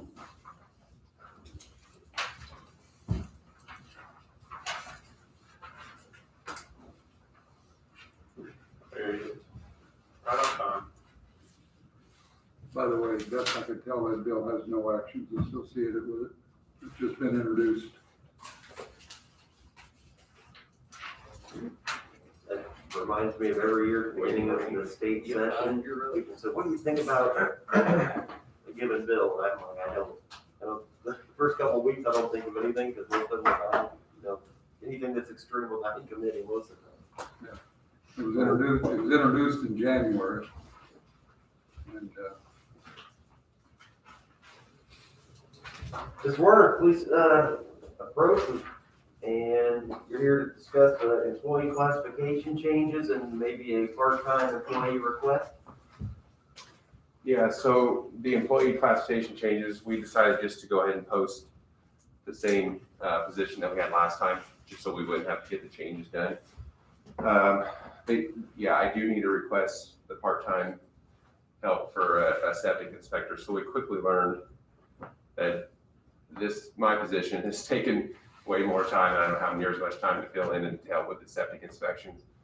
So coming this summer, we're gonna be at a major loss for help. So that's why I was asking for approval to get a part-time environmental health septic inspector to help make up the deficiency that we're gonna have.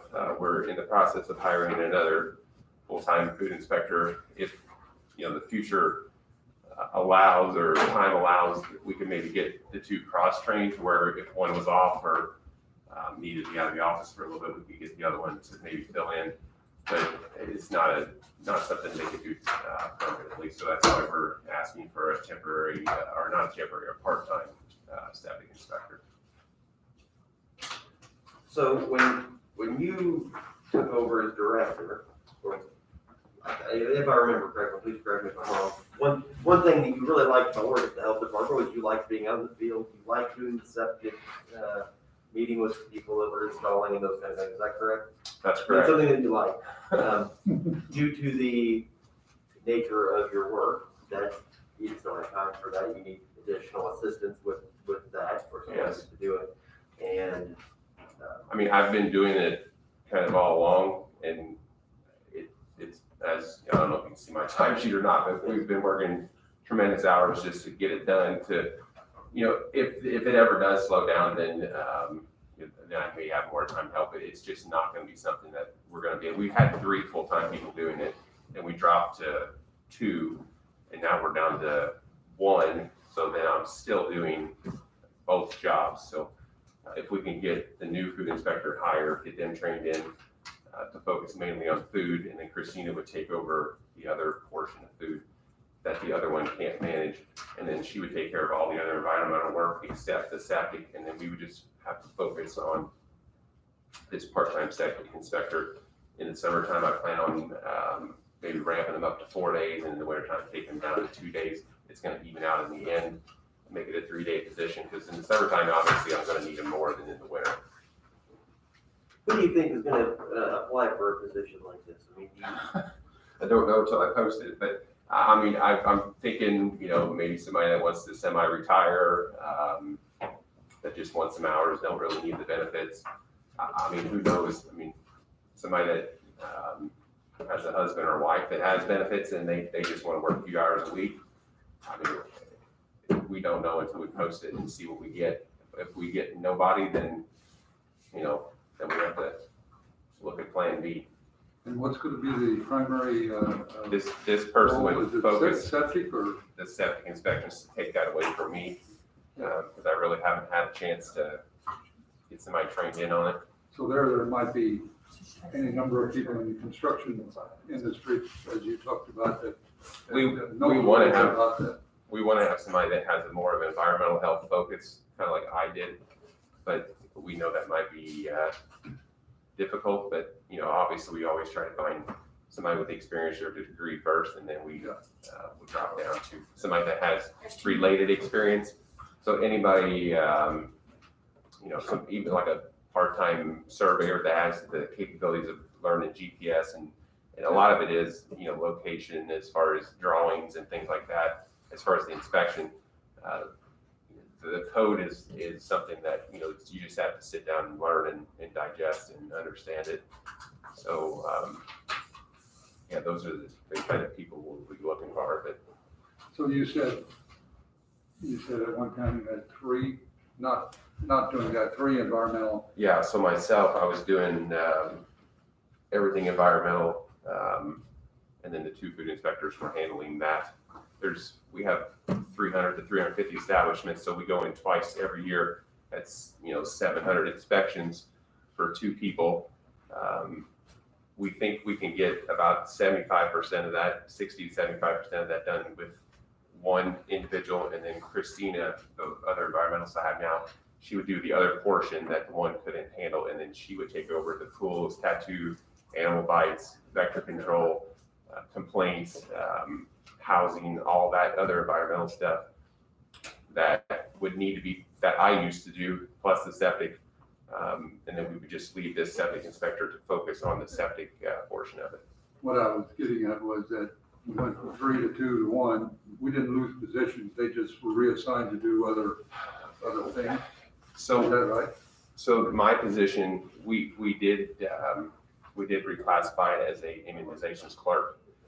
We dropped the pay scale down, so there's money left over there in my old line item, because we had a huge need for another immunizations clerk, because we just couldn't keep up in that office as well. So that position did move to a clerical position, so there was 3 environmentalists. Now there's 2 line items for environmentalism. So that's the one that we're replacing with the full-time. And then this would come from, I'm hoping to get it out of the local health maintenance carryover money to get me through this year, and then we'll build it in the budget for next year. And that's out of a different fund. That's not out of my health fund. Okay. so I tried to follow what you were saying there, that overall, even though there was 1 less position here, it's not 1 less position overall. At the health department, yeah. There's, I mean, so the I mean, one, short of the guy that we're replacing 1, but I'm saying position-wise, we have the same number of positions.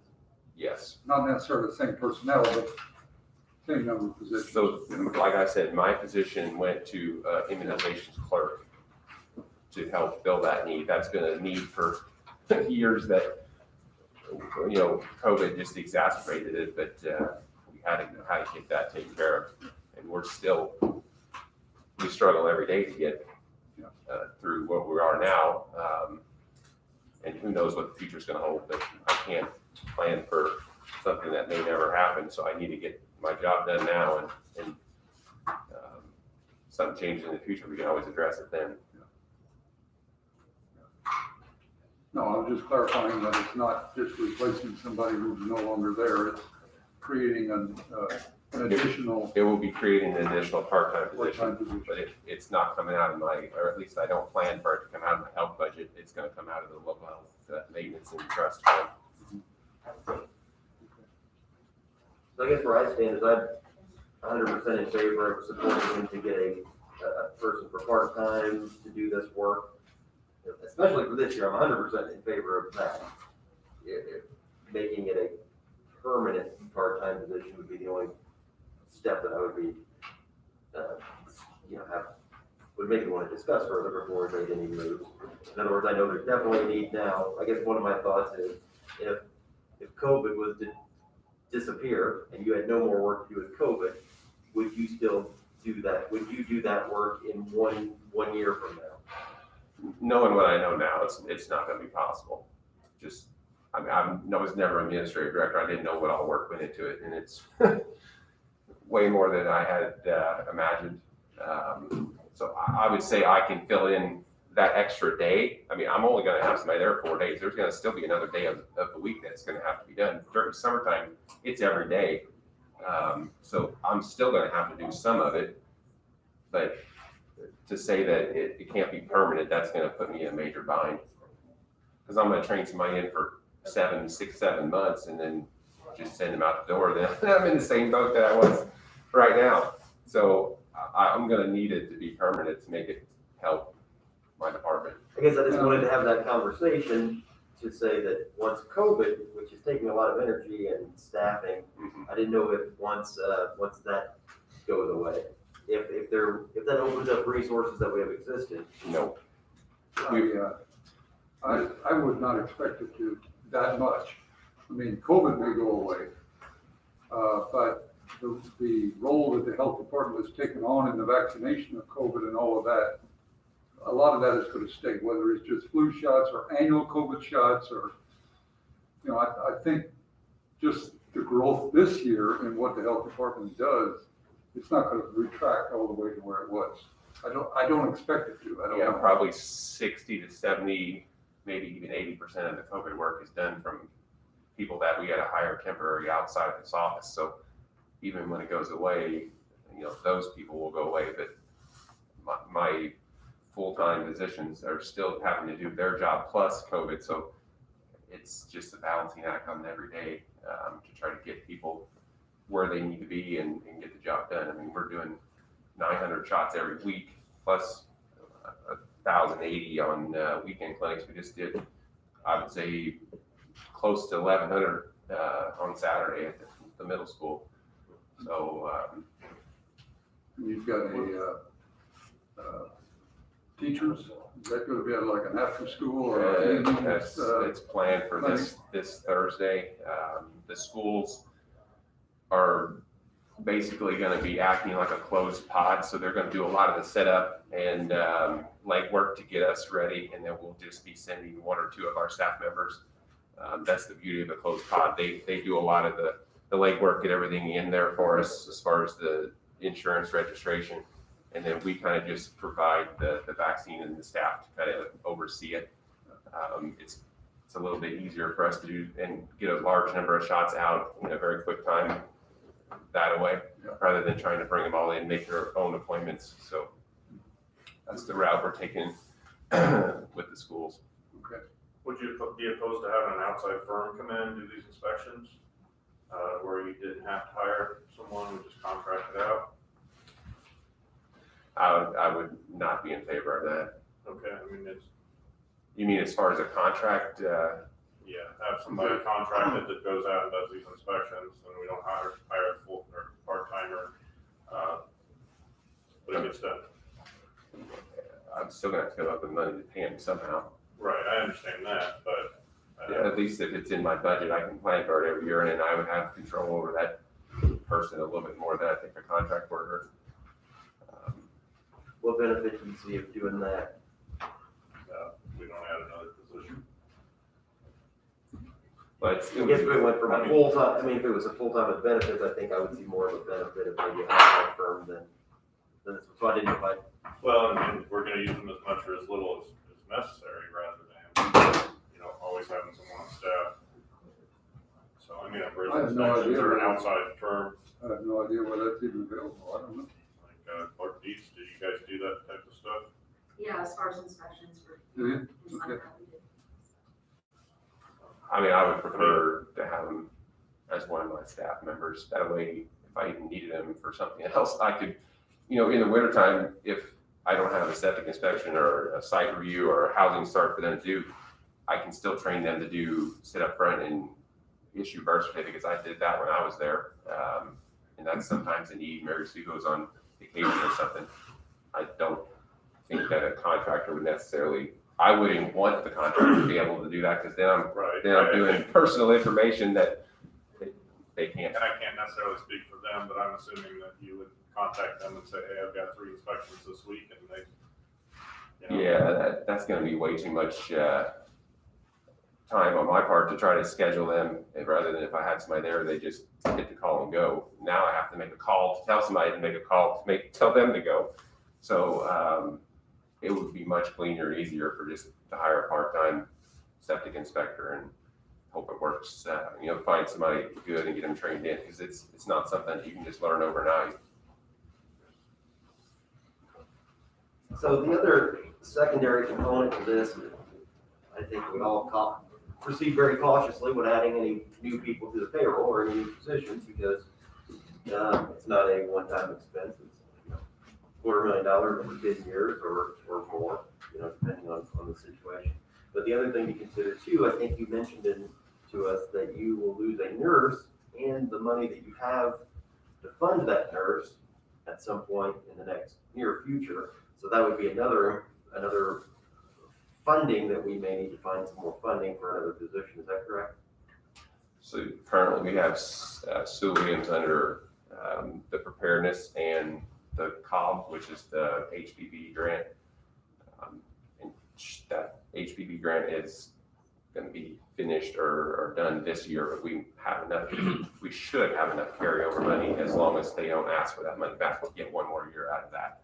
And then at that point, we would be down to 4 nurses and we would need another position. So at that point, the position's created, you'll have to hit the council up for an additional $65,000 a year or whatever that amount is. Yeah, or generate enough revenue in my health budget to cover it, yeah. And we did talk about that they were talking about some additional ways to generate some revenue for some of the things that they provide. Mm-hmm. It is billable, but they don't bill for it because they don't have a billing system capable of managing that. We're currently working on that. A lot of those positions that are covered by a grant are created for the duration of the grant. Is that this one? In other words, would we have to come back and create the position at that time, or would you just fill it and find the money?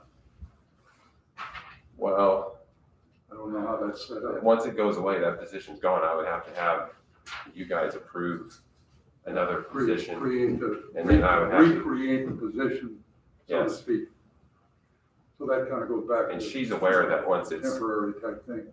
over, her plan is to retire at 70, and then she wants to stay part-time with preparedness. That's, 14 days a week, or 14 hours a week, probably. That's her plan. And then, but she would be doing the preparedness, which I also did.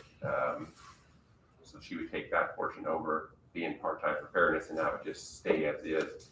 But I would probably need the other nurse in 2022, I guess it would be, or 2023. So just something to keep in mind, I guess, for the future, but we should probably attack the part-time employee request first at this time. Yeah. As I said, I would assume that there's, that the need is definitely there at this time, or will be for this season. I can't say that I would, and you say you believe you have the funds to pay for this position for year one, For the remainder of this year or next year? this year. You have So, funds in place to pay for a sewage inspection? yes, it's gonna come out of the carryover money of those 2 funds that I mentioned, the health and maintenance fund. There's a pretty good balance in there that I could easily get it paid for, and I've received approval from the director up there, Catherine Nicely. I've got the budget ready to submit, I just need approval from the council. So you'll need to has he worked with you on the pay scale, the job classification, or with anybody? It would, I figured it would be the same thing as the other environmentalists, the PAC 3. So I think I sent the information to Sandy and it should have been in that email, I believe. It was, we planned on putting them at like the bottom of the pay scale, like $21. I think it was, the lowest was 2016, but We did it for the advertising for the council. for $21. That's what you recommend. And that's what the job description calls for, then. I mean, all my other environmentals are PAC 3, so I wouldn't imagine putting them anywhere else. You may start them a little lower than 21, but if that. Well, a 21 PAC 3 forward- is 21 to, I Well, I thought forget. you said it was $20. No, it's $20.16 to 25 something. Right. So I just, So he could go as low as the bottom of that PAC 3, Right. that's it. I just chose 21 because that's what, It might depend on qualifications and who you find. I can't see that the need isn't there. I mean, it's, he's gonna replace the person that he has, that is, left. that's currently in progress. And this other work still needs to be done. We expect the work to be done, they need the manpower to do it, so. And I agree, and I would suspect it's going to be ongoing. I mean, if you want to make it temporary or something, I think we'll be back to revisit it. So, but I would say to help Mr. Warner find and attract somebody that, that they aren't under the impression that their job will go away, I guess I wouldn't necessarily make that a requirement that it's temporary. I would hope that he understands that there's budgetary constraints, and if there's not a need for it in a year from now, that he would eliminate the position. That would be what's ideal, if you find you don't need it. That's what would be expected from any office. If you don't need the position, don't keep it on the books. Commissioner Hostetter? I agree there's a need there. I honestly would like to see maybe a proposal from an outside firm just as a comparison to what our cost is gonna be paying somebody directly versus having a contract. Just to make sure we're making the right decision. And like I said, I agree there's a need there. We need to do something. So if we did this as a temporary position, I believe that, we'd almost have a full year to figure this all out and whether or not we want to add it as permanent. I don't know, I'd have to get with Catherine nicely because that's not how I proposed it to her. I would be hiring my own staff. I don't know if they would pay for a contract worker out of the local health maintenance fund. Okay.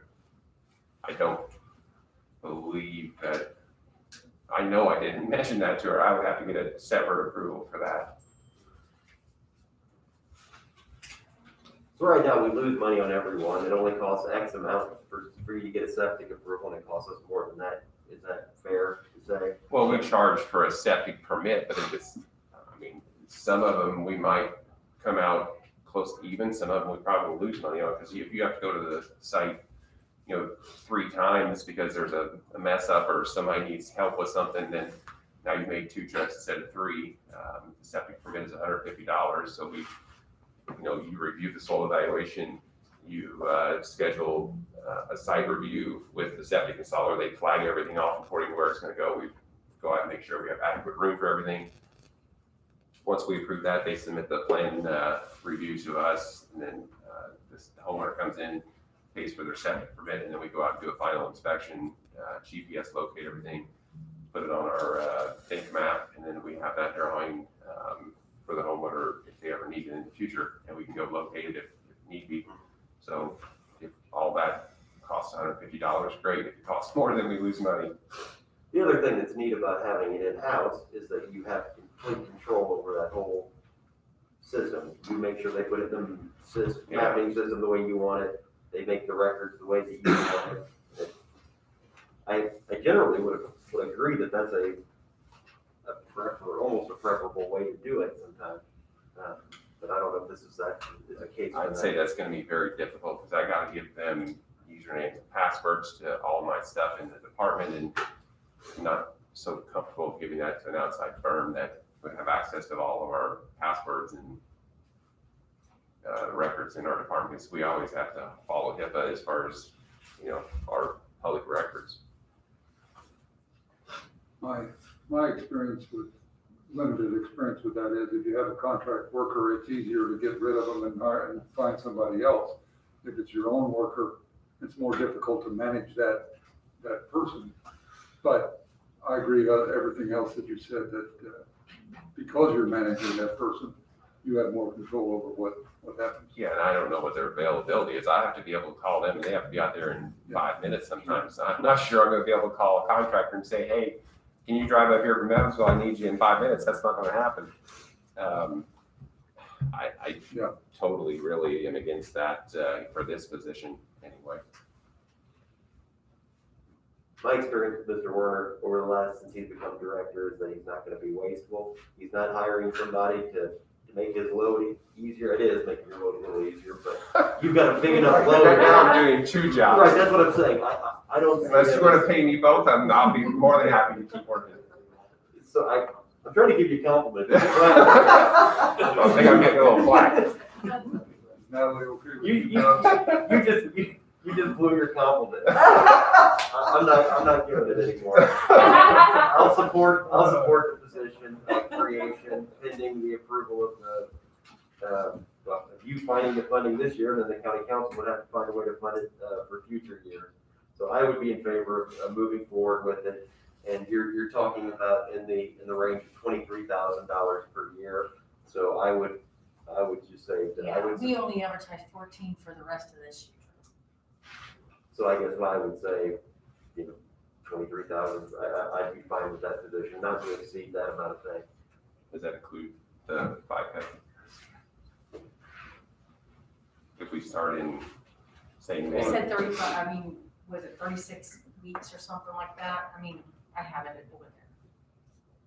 We didn't do the full year because it's only a part year. yeah. I just don't wanna be short by the time I get to the end of it. That's fine. So what, I didn't hear what he said. I just said I would Tapping support it the part-time position not to exceed $23,000 that we proposed to us. So if you're doing 14,000 this year, I would assume that the extra 9 or whatever would cover the FICA and other issues. I don't know. I mean, I support the position. I don't know if the money's right.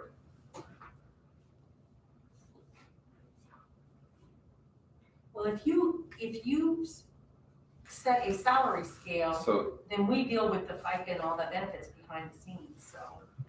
the whole year would be 22,932, but then you would have to add FICA. That would be the whole year. So it won't be- Does FICA come out of that same budget? Yes, it does. So how are you planning on it only being 14,000 this year? Because I'm only starting them in May, probably May or, Yeah, we're only paying them for part of a year. what is it, point You zero? had 21 hours at $21. Is it 0.0675? Oh, 760. So that's another 1,547.91 cents. So are you capping the salary, and letting us deal with the benefits? Or are you wanting the whole shebang? Because I think the last time the COVID clerk, you just said the salary, and you didn't add FICA, so Salary is, I'm gonna be short, on that one. I just need to make sure we don't do that again. Right. I'm just saying for the remainder of this year, I was just kind of going on what you had provided. So I want there to be some limit on it so that it does. Yeah. So that it truly maintains a part-time status. Well, if you say it's 21 hours a week, that's why you can do that. 21 hours a week. Instead of the money, set the hours instead of the money. Then he's limited on, Well, that's all he I can have 21 hours Average. on the average, because it could go up to 28 in the summer and 14 in the winter. I just needed maximum hours per year, maybe 21 times 52. That would be my hours that I can play with throughout the year. I'm satisfied with saying that I would approve a $23,000 salary cap for a part-time septic person. That's over half of what the salary is for another environmentalist, so that should cover it. For this year or next? So for this year, Okay. then the council will have to, you have to ask them for a budget for next year, and they can approve or not approve whatever they want for that. For the pay for the. If 23,000 cap for this year, that's okay. Yeah. Next year won't get it. It'll be a little bit more. You'll take that up to the council. All right. Okay. Yeah, I'm just gonna differentiate between part-time and half-time. I don't think you said half-time. You said part-time, so it may be more than half-time. If I said half-time, I meant part-time. Well, no, you said that's half of what you would, that's over half of what you would pay out. Right. Yeah. 23,000, I would think, should cover if we're paying the other people 43 for the year, or we did last year, so it's probably a little more this year. That's, Yeah, plus I'm not paying benefits and insurance, I mean, that's another close to $20,000 right there. do you have Or a, full-time. do you have a problem with, doing the part-time position, creating it? No?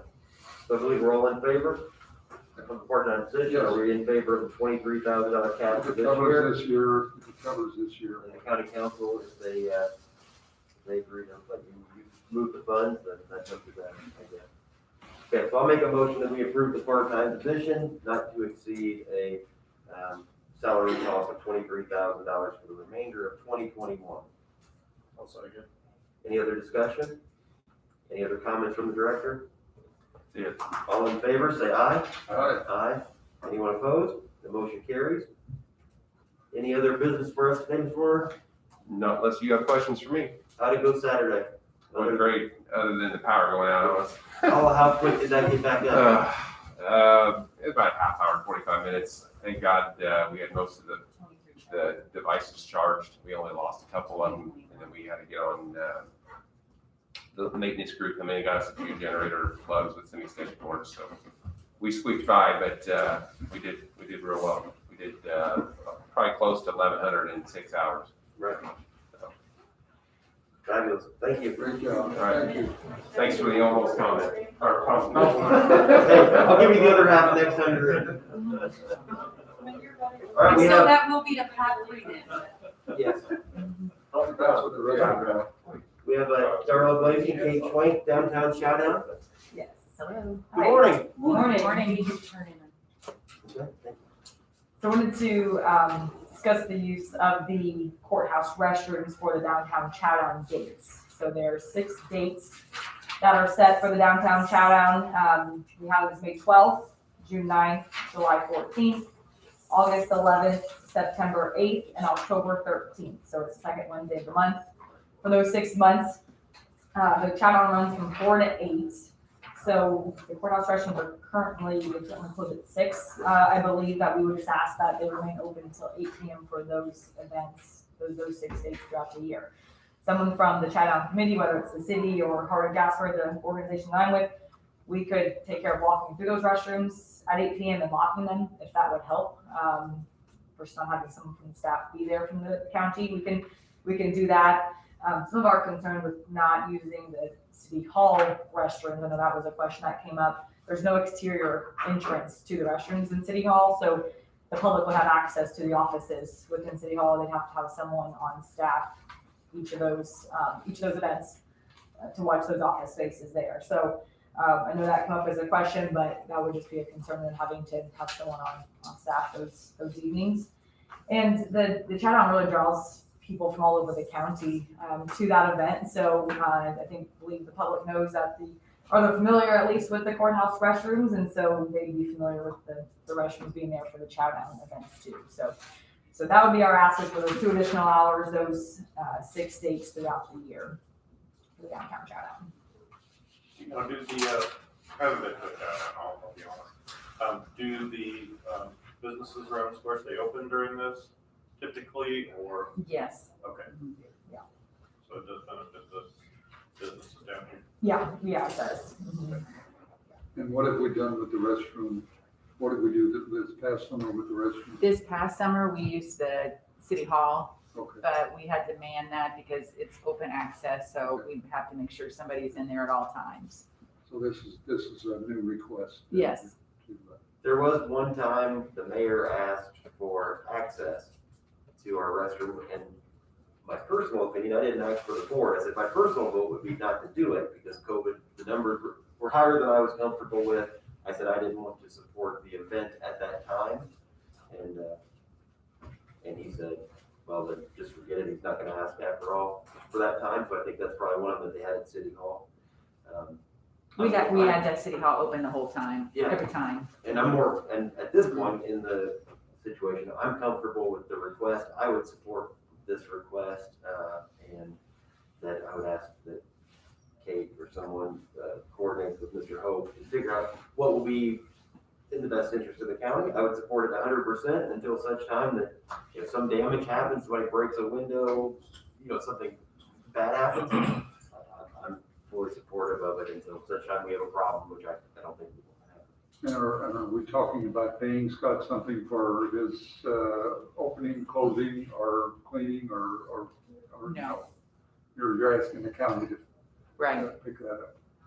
Generally, the city or any other event hasn't paid him except for the Straws and Fest committee. That's been the only. And that's much heavier used. I mean, we're talking 2 hours. Yeah. So. No, I'm just trying to clarify, do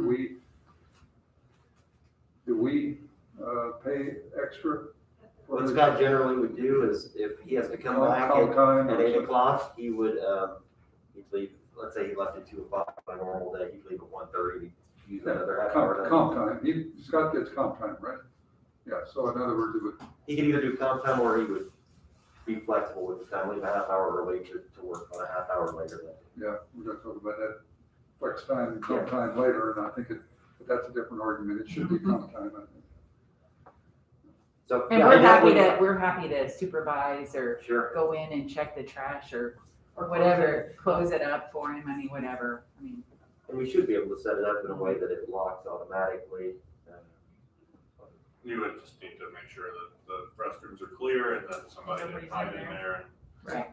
until the door's locked. Yeah, we could definitely take care So of it could be a that. situation we may request at 7:55, somebody walk over, make sure they're empty. Right. And we've got about a dozen volunteers that help for the event. So we've got somebody that can do that. So, No, do you have if it's support on of the there. process? That's my only concern, that, we're not asking Scott to do something outside his normal, and you're asking us to take care of that, so we need to do that if we're gonna approve it. Commissioner Oster, are you in favor of? I'm in favor, yes. Commissioner Brown is the same? Okay, so, you have our consent, we'll make a motion on it here, make it official, and get it in the minutes, but, who's gonna be the lead? Kate, are you the lead, or Darla? Actually, Lisa Bauer with the city is kind of the chairperson Darla of is the chow Lisa down. today, right? Yeah. You're Lisa. So- She had another conflict, so I came on her behalf, but I'm on the committee. So we're I both just on the asked Lisa committee. to work with Scott. Yeah. And Lisa filled out the form already Yeah, to give we to got it. Sandy, so. Okay, so I make a motion that we approve the request from, the downtown chowdown to, leave the county restroom facilities open for 2 additional hours on the six days that they, provided to us. I'll second. Any other discussion? All in favor of the motion, say aye. Aye. Aye. The motion carries. All right. Thank you. Thank you so much. Have a good Thank you. day. Yeah, bye-bye.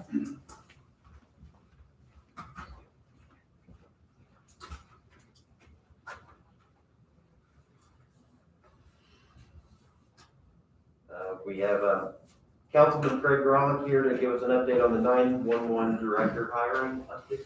All right. Morning, gentlemen. Thank you. Good morning. Yes. All right. So I'm here to give you an update and also, I guess, talk about possibly getting your maybe unconditional approval because of the timing. So I'll give you the backstory here. So what we've done is Gina, our current director, is leaving May the 7th, which is a Friday, with the intent so that she can sit and train with whoever our director that we choose for a, whatever that time frame is, 4 to 6 weeks or whatever that works out to be. And so at this point, we started out when we opened it up, we had 23 applicants. And so we have a hiring committee of Commissioner Blesser and I, along with the sheriff. Marky is on there, our HR, and then Scott Ebelhair, who's one of the originals from way back when 911 started. He's also the representative, your guys' appointment to the 911 advisory board as well. So he's been the original really from the beginning. So it's us 5 on there. So we started out with 23 applicants and we brought it down to 9. And then at that time, the 9 people, we had everybody do we called it an exercise where it's more of they answered questions regarding scenarios. We created some scenarios for them to answer, how would they handle certain situations. And so we took those 9 and we met again. And then we took it down to 4. And then we checked some references out. And we had one that wasn't as favorable as what we wanted, so we got it down to 3. And then we had interviews. So we had interviews last week. And it was, we had 3 strong candidates. And so at this time, we're down to 2. So that's where we're at. Right now, we're down to 2, and we plan on Wednesday to meet and make our selection on Wednesday.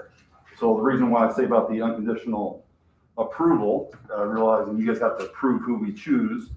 I guess we were hoping this thing could be in motion if we choose Wednesday, when we choose Wednesday, and then we let them know on Thursday. And we kind of get things in motion because your guys' next meeting isn't for another 3 weeks.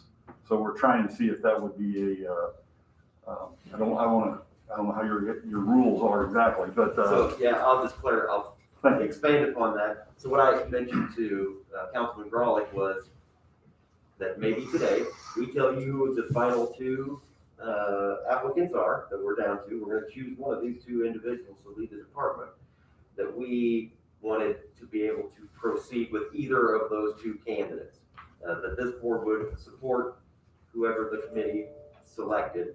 That way, starting Thursday, we can start the administrative process with Markey, with the auditor's office, so that we don't lose the next several weeks we have, because we'll, with one of the candidates, he may have to give some notice, and it would be a polite thing to do to not just immediately leave his current department. And so that's what I was suggesting. We have done it this way before, but I thought if we'll tell you that the 2 people, one is a current employee at the 911 center.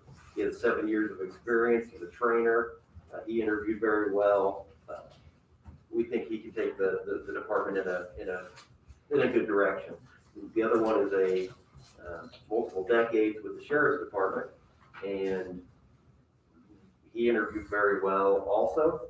Passionate about making a change in his career, and it looks like we could get a good number of years from that employee moving forward. I don't know if it's appropriate to tell you the names, or you may already know who they are. I just don't. So we feel as a committee, all 5 of us said that, wow, after we had those interviews, we were very impressed with all 3 of them. I think after the first person interviewed, we're like, almost, there's no need to interview the other 2 because he was so good. And the next guy came up and he was really good. The third person came in, and so we met for. We deliberated for 2 hours after we had interviewed, and then we felt like we had our person. So it was, it's been a fun road and challenging all at the same time. Yeah, I'd be in favor of doing it that way. I mean, and I talked to you, I talked to Markey about, what, if I were sitting on the hiring committee, what my priorities would be, but realizing fully that everything's a priority. And you've got to balance what each one has. And, if you came in next week and said, this is the one, I would accept your judgment on that, your recommendation on that. And I feel like we'll still come to you guys at your next meeting to do it formally, I guess, as I'm going to be respectful to that situation, but I'm just trying to see if we can get the unconditional approval pending. Yeah, if that would be acceptable with you guys. I don't think I have a problem with that. I don't think, someone that makes it through your entire committee, it's not one person doing the hiring here, so I can't imagine somebody making it through the entire committee and me having some objection to that, so I think I would support that. Yeah. And another neat thing, Councilman Grolick and I both went out last week and talked to the staff. We had a plan to go out and at least have a discussion with one staff member, because changing a directorship of a department is a big deal. There's some nerves and we took feedback from the employees, and it was really great. They're a close-knit group. We're just real lucky to have the group that we have out there. And we're, as a committee, are making we're taking this very seriously, and we know how important this is, and So we're hoping we're making the best decision in as many areas as we can possibly cover with this new hire. And I think one thing that I feel like I've learned is going out. So when we went out to the 911 center to meet with the employees, didn't really know how many were going to be there. One employee had reached out to me, and so Chad and I discussed them. So I said, if there's others that would show up, that's fine. So thinking that maybe for sure 3 that were on duty would be there. Well, there were 10 employees. So they are they're a close-knit group out there. You know, you can almost call them family. And they care for each other, and they want to make sure to help each other. And they understand the value of their job. You know, as a being on the fire department for 21 years and being a first responder, I mean, those,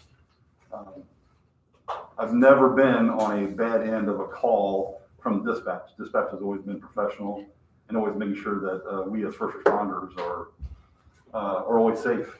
And that's number one. Because there are times when we get paged and they'll tell us the scene is not secure. And that means, you know, maybe we go to the station and we maybe stay several blocks away from the home until sheriff's deputies arrive or necessary law enforcement. That goes a long way, because we've had some interviews for people who are in a different county to come in to be a dispatcher.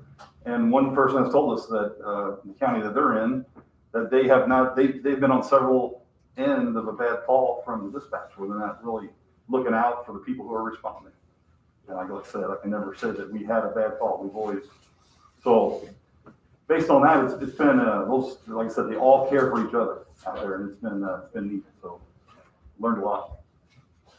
No, it's a big decision and an important decision to select a leader. So yeah, no, but like I said, if you were to come in and say it's this one or this one, I'd accept that recommendation, because I'm not on the committee, and you guys are, and I trust you. Anything further? No. Commissioner? No? So I'll make a motion, just so we have it officially in the minutes, that the Board of Commissioners will support the hire of either of the 2 finalists for the 911 director's position. And as a side note, we assume that we will have that selection made Thursday of this week, so we can begin that process.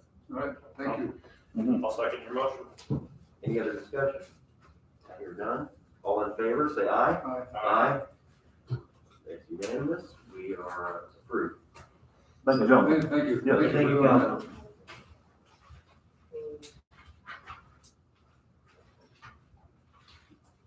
Flex time, exempt employees discussion with Mr. Rose.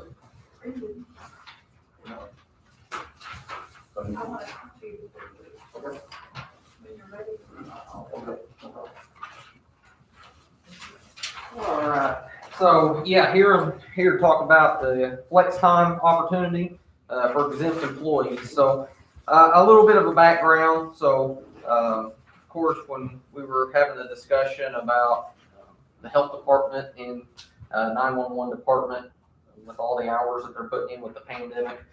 So I had some discussion with other exempt workers here in the county. And it was brought up in discussion and the perception it's okay to work beyond the required hours, but it's kind of frowned upon, you know, if you were to try to leave early or anything like that to kind of get your hours back down. In the public sector, you got the ghost employment and the SBOA that's looking into that. So essentially, it's some morale issues for those folks. So we come up with the flex time policy. So flex time will be granted to exempt workers for work time beyond the normal work day. Flex time should only be accrued for special situations directly related to completing job requirements. Flex time must be recorded on the employee's timesheet and service record, both used and accrued. Employees are responsible for their own timekeeping. Exempt employees would be allowed to carry a max balance up to the employee's regularly scheduled 1 week work total. So, example, if you were a 35-hour-a-week employee, you would have 35 hours would be your max that you could carry. Flex time hours can be used as time off alternative to PTO. Exempt employees cannot use more than 1 day's worth of flex time consecutively or in conjunction with PTO without either election official or department head approval. Flex time hours earned shall not be paid upon termination or separation with the county, it must be scheduled and approved of by their elected official or department head. So when it comes to calculating flex time, it's based on actual hours worked, time off on PTO, accrued sick, bereavement, flex time will not be considered as hours worked for the purpose of calculating flex time. Flex time will be excluded, including but not limited to time traveling to and from seminars and attending conferences. The last paragraph of this kind of ties in the situation that we're in. So, as you know, through mid-February, Sean's looking at an additional 357 hours. Tammy's looking at an additional 613 hours since this pandemic started over a year ago. So, so when an exempt employee reaches a max balance of flex time, the result of this, due to a natural disaster or pandemic related, payout may be determined by the commissioners and approved by the council. So in a nutshell, with this policy, we're trying to not only have something in place, but also be able to tie the pandemic related to this as well. This would not go in reverse to all the extra hours like Sean 357 and Tammy 613 through mid-February, but moving forward, we would have a policy in place that we could exercise. So I think we still need to review possibilities has been discussed of bonus opportunities and whatnot, but I think we still need to address that for what has happened pre this. So my initial, I guess, do we want to start with the discussion of this, or do we want to go into the discussion of the employees that we want to discuss in COVID compensation? I think we start with this, Start with this, because it's really a separate issue, but it helps us understand this. If we adopt something here, it helps us understand this. I would just put one maybe suggestion or correction in here, and I know, I looked at this after you put it together, and I didn't see this until right now. In paragraph 1, 2, 3, 4, 5, flex time hours earned shall not be paid out upon separation with the county and must be scheduled and approved by their elected official or department head. Many of the exempt employees answer directly to a board or the commissioners, and it would be probably not real workable to come to a commissioner meeting and say, I need an extra hour this afternoon to finish this job. So maybe something to the effect are subject to review. Okay. Instead of approval by. Is a goal of this for, let's say Sean. Sean wants, in normal time, Sean wants to work on Monday from 8 to 6 instead of 8 to 4 or whatever his normal schedule is, and then to give him the opportunity to take 2 hours off earlier the next day to make his work week his standard work week. Is that That's exactly benefit of what we're doing? Yes, that's exactly what we're doing here. And some department heads that have exempt employees either reporting to them or whatnot, I think they're sort of already doing this to a degree. I've talked to some that don't have that flexibility. So I heard that Joanne did that when she was the health department, but from conversations I had with her. There wasn't a policy, but she was expected so many hours and she did those hours that way. Right.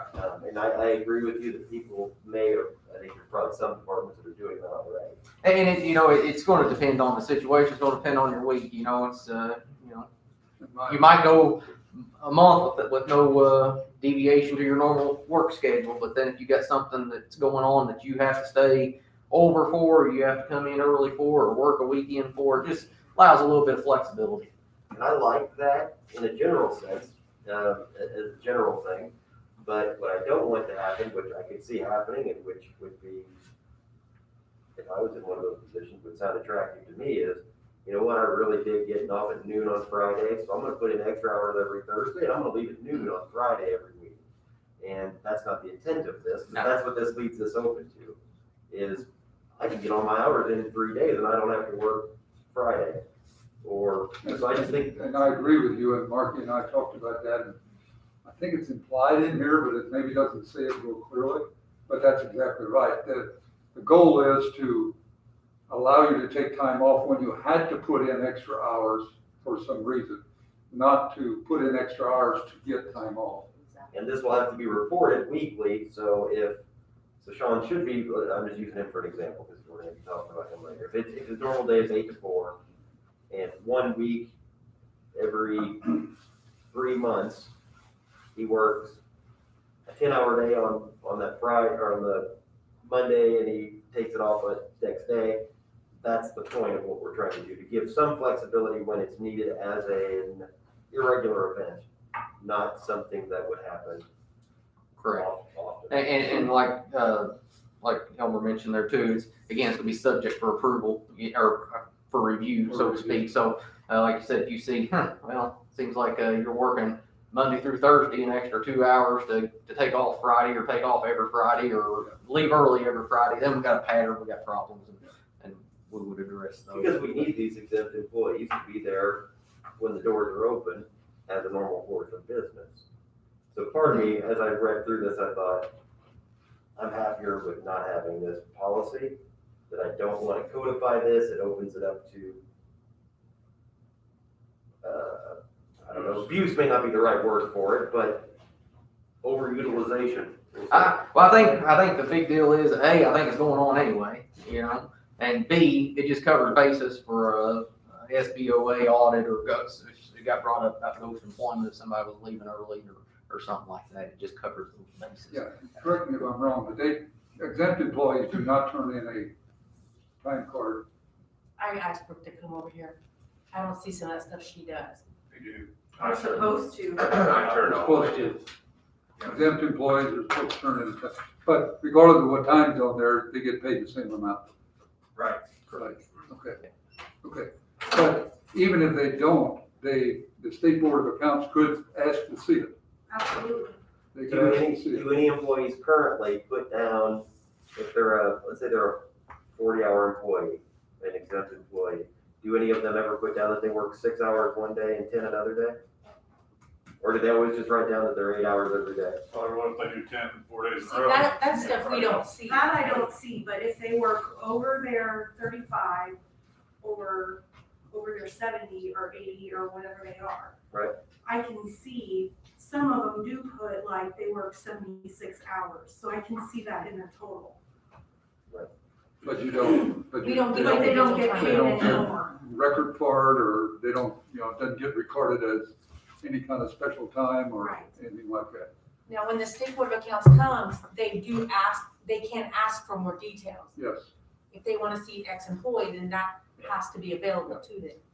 And so to me, that's an important consideration, that Sean or anybody, when he does that, he's recording that on his records in case the State Board of Accounts ever. And plus the fact, if anybody else questions you, what are you doing off this afternoon? Well, you want to see my records, I can show you. I had to stay last night an extra hour, so I'm picking up my kids this afternoon. In a traditional, place of employment, that's how it works. Yeah. If you're exempt, it's a give and take relationship. One thing I have noticed here, it's a lot of giving, but you're not allowed to take, because ghost employment, or, you got these, SBOA is gonna audit you, and you have to put in 7 hours or 8 hours a day, and, you run into morale issues, you're gonna run into burnout a lot with that.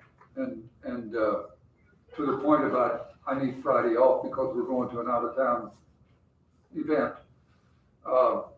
That's what the 35 hours is, accumulation, accrued. I wouldn't use those, if I were that person, I wouldn't use those flex hours. I keep some in accumulation for an event like that. Well, that's what your PTO time starts. Well, you're right, it is, but I mean, you can still keep your flex times in that, but it's only 35 hours, or in your case, 35 hours, 1 week's worth of flex time.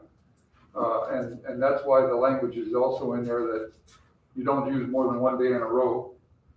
and not in conjunction with PTO, so that you don't accumulate 30, or a week's worth of flex time and then take a week's vacation. No, that's not the intent of it. So we'll have to track that. So would you be required to use your flex time before the PTO? Because there's the payout on the flex time and not on the PTO. There's no The other way payout around. at that time. There's no You payout. get payout on some of your PTO, but you wouldn't get payout on flex time. Okay. Yeah, So if the you have only way, 35 hours of flex time at the end of the year, you can't carry it forward and you don't get paid out for it. Okay. Is that what you're saying? That's what I was You asking. didn't address the carry forward, but I would think. I was trying to understand what this question was. And I don't like giving the auditor's office another thing to track. Well, I don't know that they have to try, you said you have to, somebody. Well, it's gonna have that to are- track that- somehow, I'm otherwise gonna we say don't the know how to department dance. head, I'm gonna say the department head tracks it. Yeah. It's a policy, and if they're abusing the policy, if they're not following the policy, that's a problem that comes to us. Comes to the department head, comes to It's us. the department head who has the But- flex time. But as far as payroll is concerned, you're still paying for the 35 hours. I was saying, 40 hours. you're paying exempt, it don't matter, you're paying a flat amount anyway. And what the example I gave a while ago, they can't come to the commissioners every time if you're answering directly to the commissioners. But it should be subject to review. So if somebody's abusing and we hear something, let's see your time. Let's see what you're doing. So is that flex time gonna be reflected on the payroll schedule and voucher? Let's say they just use. What's required? I mean, when I think about it, all you need to know, I mean, I guess I didn't know that they were turning in a time card. So Or for example, that reflected those kinds of things. for They turn- example, if somebody on payroll turns in 65 hours instead of 70, am I supposed to just assume that's flex time? Or am I supposed to? My idea was the department head would manage that, or and if they are the department head, they manage it themselves, and it's subject to review by us. That you wouldn't be involved in it. That was my thought, but I don't know if that's working.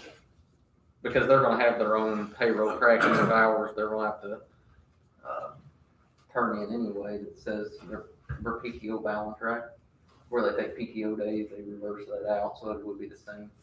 If they accrue the flex time, or they would use the flex time, it would just be a balance too, just like PTO. I guess one thing too, I think this is a good way, this is a good introduction to flex time.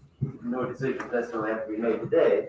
It can be, it'll open up the conversation. We have some of the few exempt employees here that if they want to make a discussion or feedback from Marky or to somebody on our board, that's fine. My initial thought on it is, the way I look at an exempt employee is, they have a schedule, let's say it's 8 to 4 every day that they're expected to be at work. That is their minimum. By being an exempt employee, your job is to put in as many hours as it takes to get the job done, and that's part of that. Those jobs are compensated a little better than some of the other jobs because they're usually higher level jobs. So that's one side of it. You put in as many hours as you need to get the job done, and you have a minimum of whatever your minimum schedule is. The reason this was brought up is because we've had 2 employees due to a pandemic, a very rare event, have been putting in an extreme amount of time, and we want to give consideration to that effort. It's not just someone at a department putting in an extra hour this week because they had an event come up or a couple hours one time. This is a big, long, rare, prolonged event, and we want to, for me, I want to consider compensating those people for that time. I fear putting in a program like this for a number of reasons.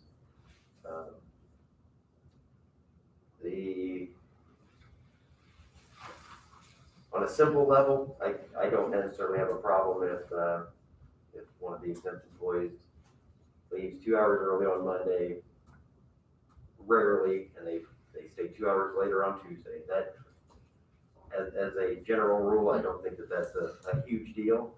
I would rather employees have a little bit of implied flexibility there than putting a whole program in place where it's more than what I think we need, is my initial thought. And it could just be that I don't know enough about it, or I don't feel comfortable with it yet.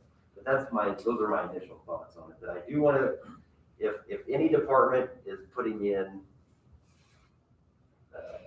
30% more every week for a prolonged period of time for a national emergency, that's considerably different than just the nature of the job occasionally makes me have more hours. Well, I wonder too if there's not some threshold there that, maybe a 35-hour employee who goes to 36 or 37 hours, those 2 hours are kind of a given as part of being the exempt employee. But if you're continuously going, say, 40, 42 hours a week, and you're expecting, your typical schedule is 35. Now there's that threshold. So maybe, a few hours over don't get counted, but then once it hits a certain point, now we're gonna start counting some of these, because at this point, you've gone kind of, not just over your time, but significantly over your time. So I don't know if I'm ready for this just yet. I don't dislike it, and I agree with Chad. I think to a certain extent they can kind of do it now. Yeah. This just made it more transparent, more legal, I guess, so to speak, with the whole municipalities ruling on ghost employment and that.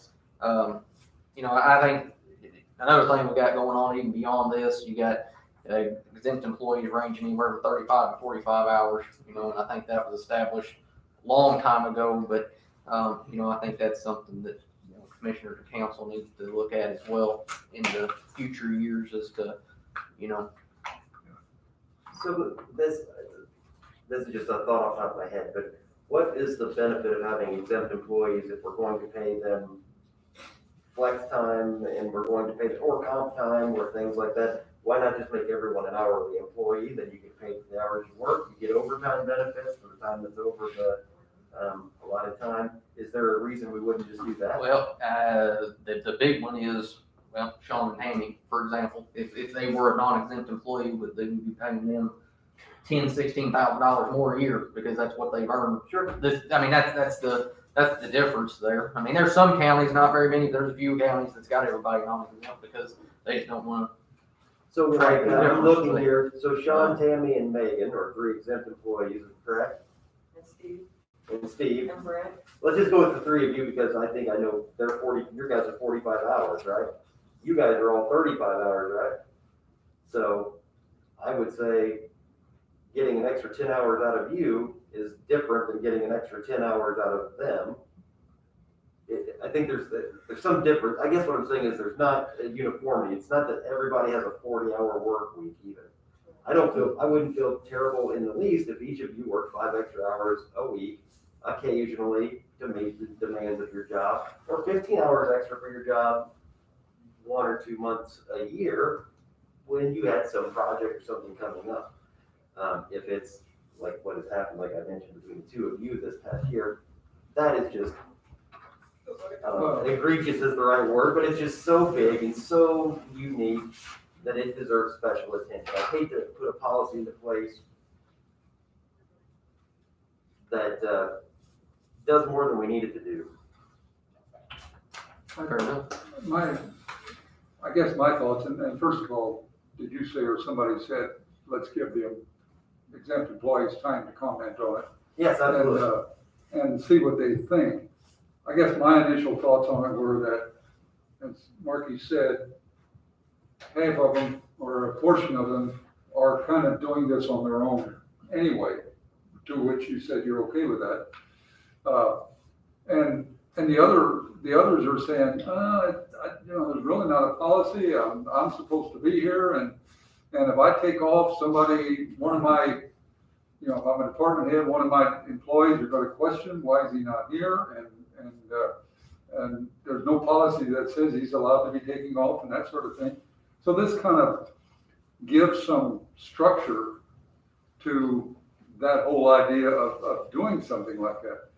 And as far as auditor's office is concerned, I would, as I said a while ago, I don't think you would have to do anything different than what you're doing now. If they choose to turn in all that information, that's fine. But if they don't, then you're paying them for their 35 hours or their 40 hours or whatever it is. And as far as the 35 hours versus the 45 hours, we're not paying out. We're giving time off. We're allowing them to take the time off. So we're not paying. So whether we allow 35 hours or 85 hours,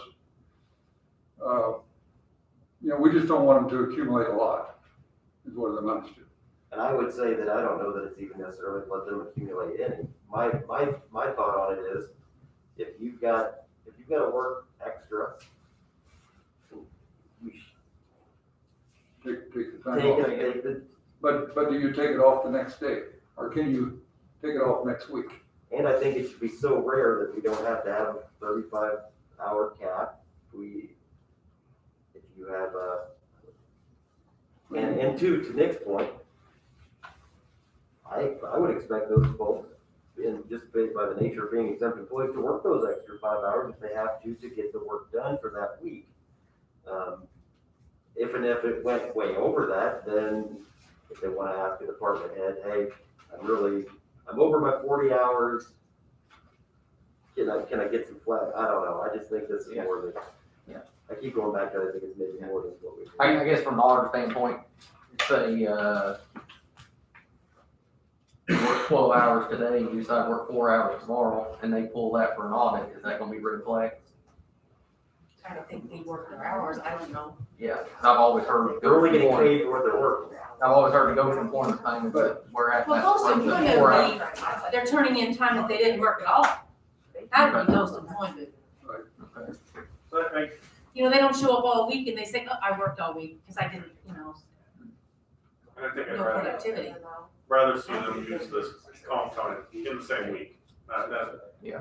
Their circumstances completely different, so throw that out for a minute. But within the week, or at least within the pay period, like, okay, I had to work an extra 2 hours on Monday because some guy came in my office right at the end of the day, took me a little longer than expected. I got out here 2 hours later.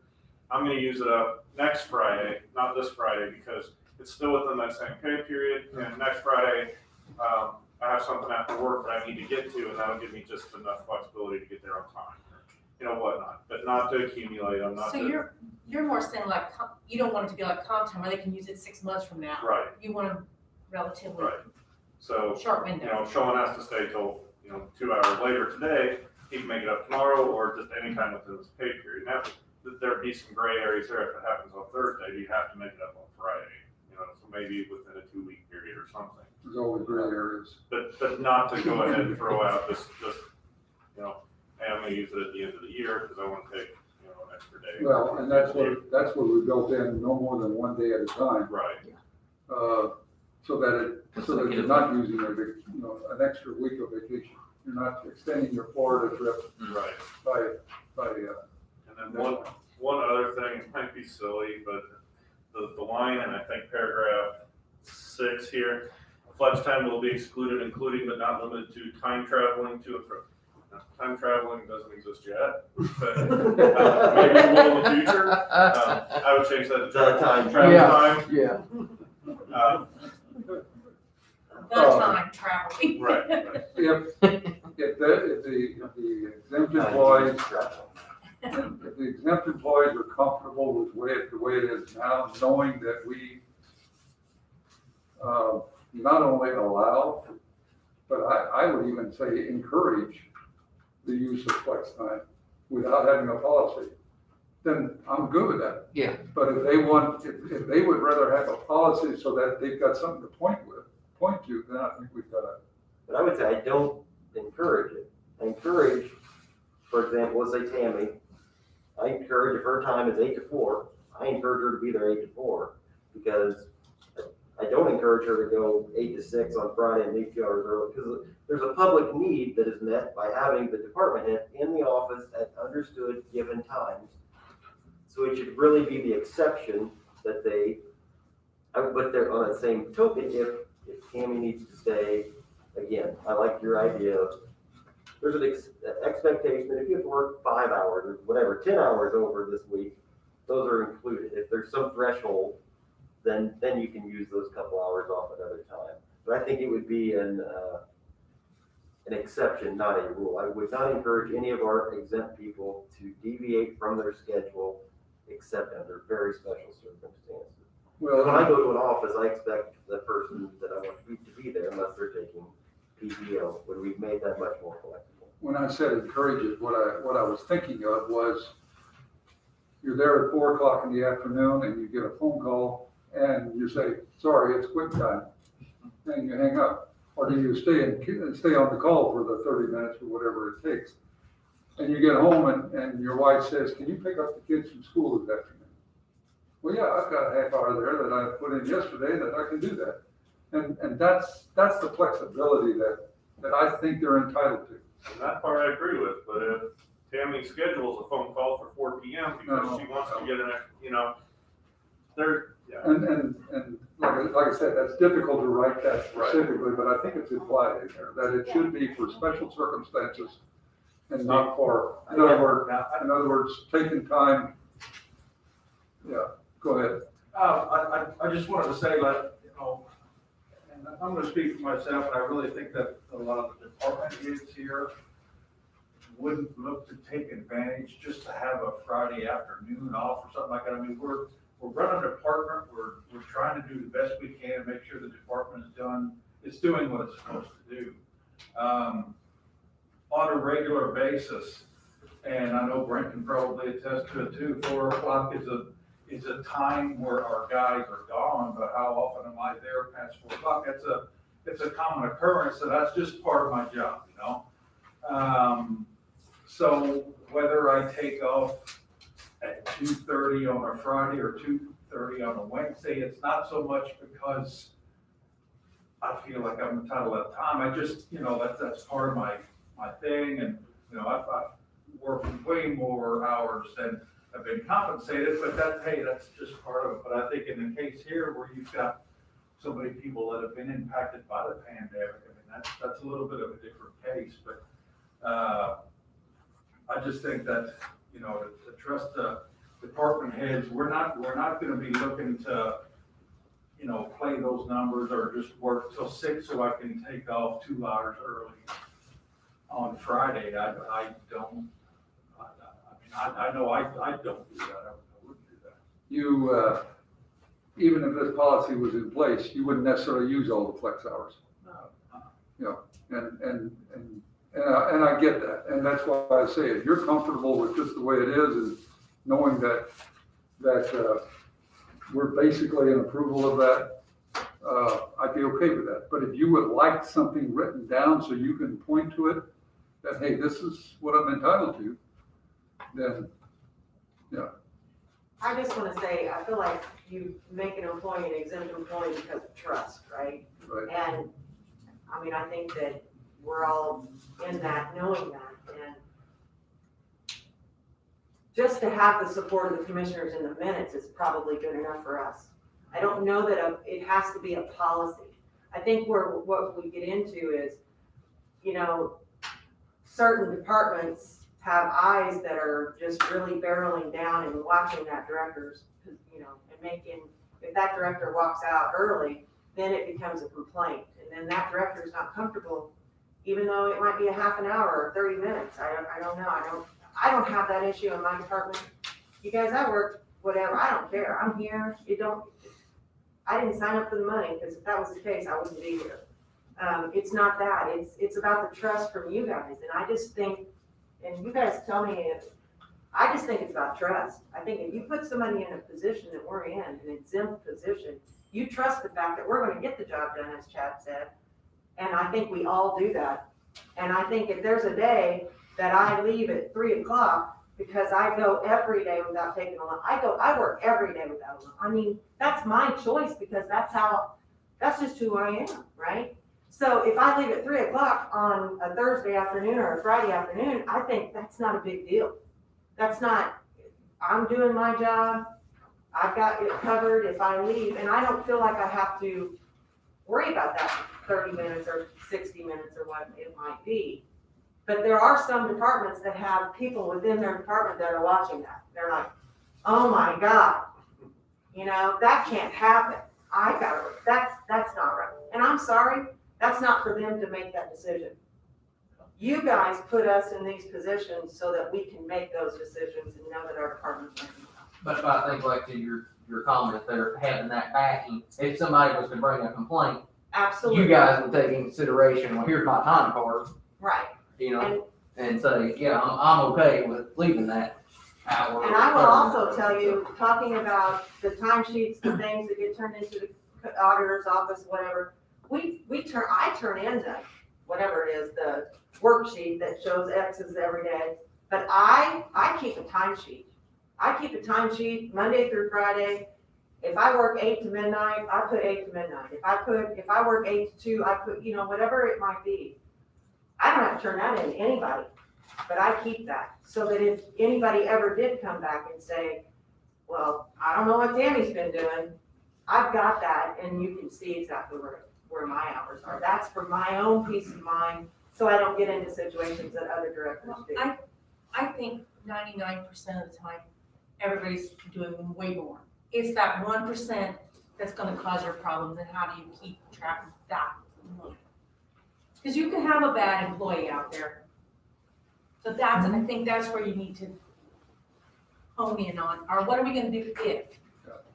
And again, and I think I'm repeating myself a little bit, but it's not about, I don't know of a single exempt employee that I don't trust to handle this correctly on their own. It's more to cover your butt, I think that's what Marky and I were kind of thinking, that half of them are doing it and thinking it's okay, and we think it's okay. The other half are bothered by doing it because of something maybe their employees may look at them in a different way. And maybe that's when you need to have a meeting with just those people and say, here's the expectations. And if that works, you mentioned putting it in the minutes or something, if that works. I think we just need something that shows you support those departments making those decisions if that's what they need, and that's all we need, but. Send it to everyone email. And I think too, as I'm making the comments that I'm making today, I'm looking at Marky, I'm looking at the four of you, and Brent, I'm thinking, I kind of feel guilty even bringing this stuff up, but it's not necessarily about you. It's just about the policy. And we may get somebody that they're here for a while, they get disgruntled, they're great today, but then we probably all know employees that have done that, and later in their career, they think, I'm gonna get what's coming to me, or, you never know. And so That's the 1% I'm talking yeah, about. that happens occasionally, and we just gotta be careful of that. So I would be comfortable too, I think what I'm hearing from a lot of us is that we can make a statement in whatever form we want, possibly the next meeting, and say, the expectation is that your office hours are between here and here, and you're expected to be here from there to there. The rare occasional situation where you need to be flexible with your time within so many hours will not be, what does the state board say? Exception. We will not take exception to you varying that on the rare occasion. Multiple repeated usage of this will be, investigated or whatever, or not, it is not expected. Yes, ma'am. So at Community Corrections, we're a 24-hour facility, and so we're meeting with our participants sometimes until 8, 9 o'clock at night. It is not uncommon for someone to work, 8 to 3 and then take their break and then come back and work 5 to 9 to meet with our people who work late. So we flex our hours weekly, all of us in our department. Those aren't exempt employees though, right? None of them are exempt Right. employees. I am, but I do the same. I have night shifters who don't come on until 6 o'clock, and it's my responsibility, I feel, to be there occasionally. And so I flex and maybe I don't have a good understanding of what the word flex time really is, but I work at least 35 hours a week. But how I get that 35 hours depends on if I have a board meeting that week, I teach a late night class every Wednesday night until 8, like I'm there till 7:30, 8 o'clock every Wednesday. And yeah, I do leave early then on Friday sometimes or Monday sometimes because I know that I'm gonna work 11 or 12 hours on Wednesdays. So you're basically doing this, basically. Not really, because I don't get approval and I don't have Well, my employees get approval. correct, but the concept. you're- All that, Yeah, like, yeah. And the approval part, we addressed that earlier, that if you're working for a board, in your case, you're working for a board or for the commissioners, we can't approve every little thing that happens. So, subject to review. If somebody complained that you weren't getting your, we might ask you to, hey, explain what's going on. here's my time card. Yeah. That's what I can say. Here's my Yeah. time card. I worked 86 hours this pay period or whatever the case may be. The other thing too that I would say though, just in conversation, how you said, well, I don't mind necessarily, if, us three have to work 5-10 hours over whatever in a pay period, but it's a little bit different asking these guys to do it, who are 45. I kind of disagree with that a little bit because, there was a wage study done, and so we're all within comparable hourly rates. So we're getting paid 35 hours, at a comparable rate. So they are getting paid for that 10 extra 45-hour work week, more than what our base pay is. So I think that is something to take into consideration whenever you have that conversation. We're all within the same wage range, relatively speaking. I guess the engineer is a special category in and of itself. But we are paid, whenever you calculate our bi-weekly pay, it comes down to an hourly rate. Yeah, we took your weekly pay, divided it by the number of hours you work and converted it into an hourly wage to be able to compare to other departments, yes. So I'm saying our hourly rate is comparable to his hourly rate. Yes. And so he gets paid those 10 extra hours that. Well, I don't know, Steve gets pretty high, But, no, you're right. So anyways, back to the flex time, the way that I'm doing it, what I hear you saying is that that's not okay. Well, And I'm that's thinking something that that there's I not a policy saying that it's all the okay. time. That's kind of why they started working on it, because there's a policy, there's no policy saying that's allowable. And some department heads I don't think- have that luxury of what you're talking about doing. The other department heads, either their employees or somebody other than them, no, you can't do that, or which is bad. But to take it back, that's not, what she's doing isn't a luxury, she's doing work. She's not, What I was gonna say is that, when I heard you kind of explain what you would be comfortable with saying, I heard words like rare and, very occasionally or something, whereas Megan's saying it's a regular thing for her. I think her board could approve that those are her hours.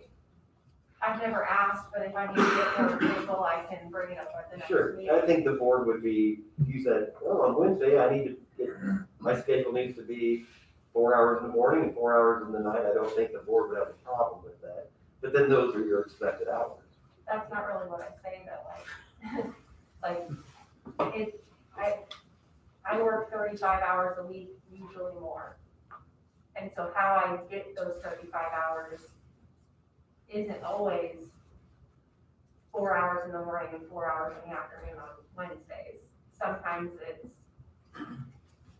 Can you see the value, or where I'm coming from, the value of there being a somewhat consistent schedule, so we know when you will be there, or the public knows when any of you office holders would possibly be there?